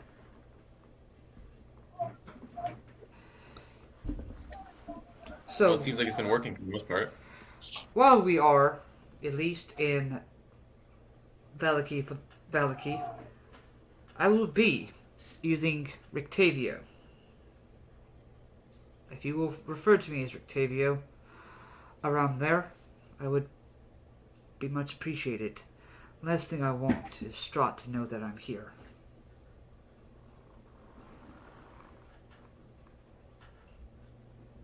Of course, you're Rictavio. Good.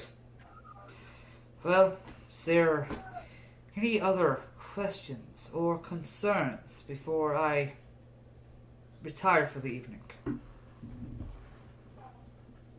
None from me. I think we're good. All right. I think we are good. We leave first light.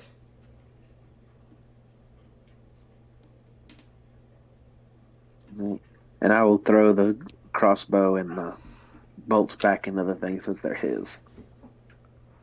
It's a good thing that I got here when I did. Because you would have just taken those, wouldn't you? Yes. At least you're honest. Well, please, make yourselves, you see he kind of rolls his eyes, at home, whatever. I will be staying in the tower this evening. There is only one bed, but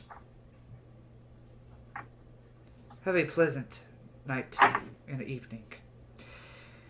He kind of goes to the door, does the same thing that you watched Alexandrite do, traces the right pattern, and opens the door.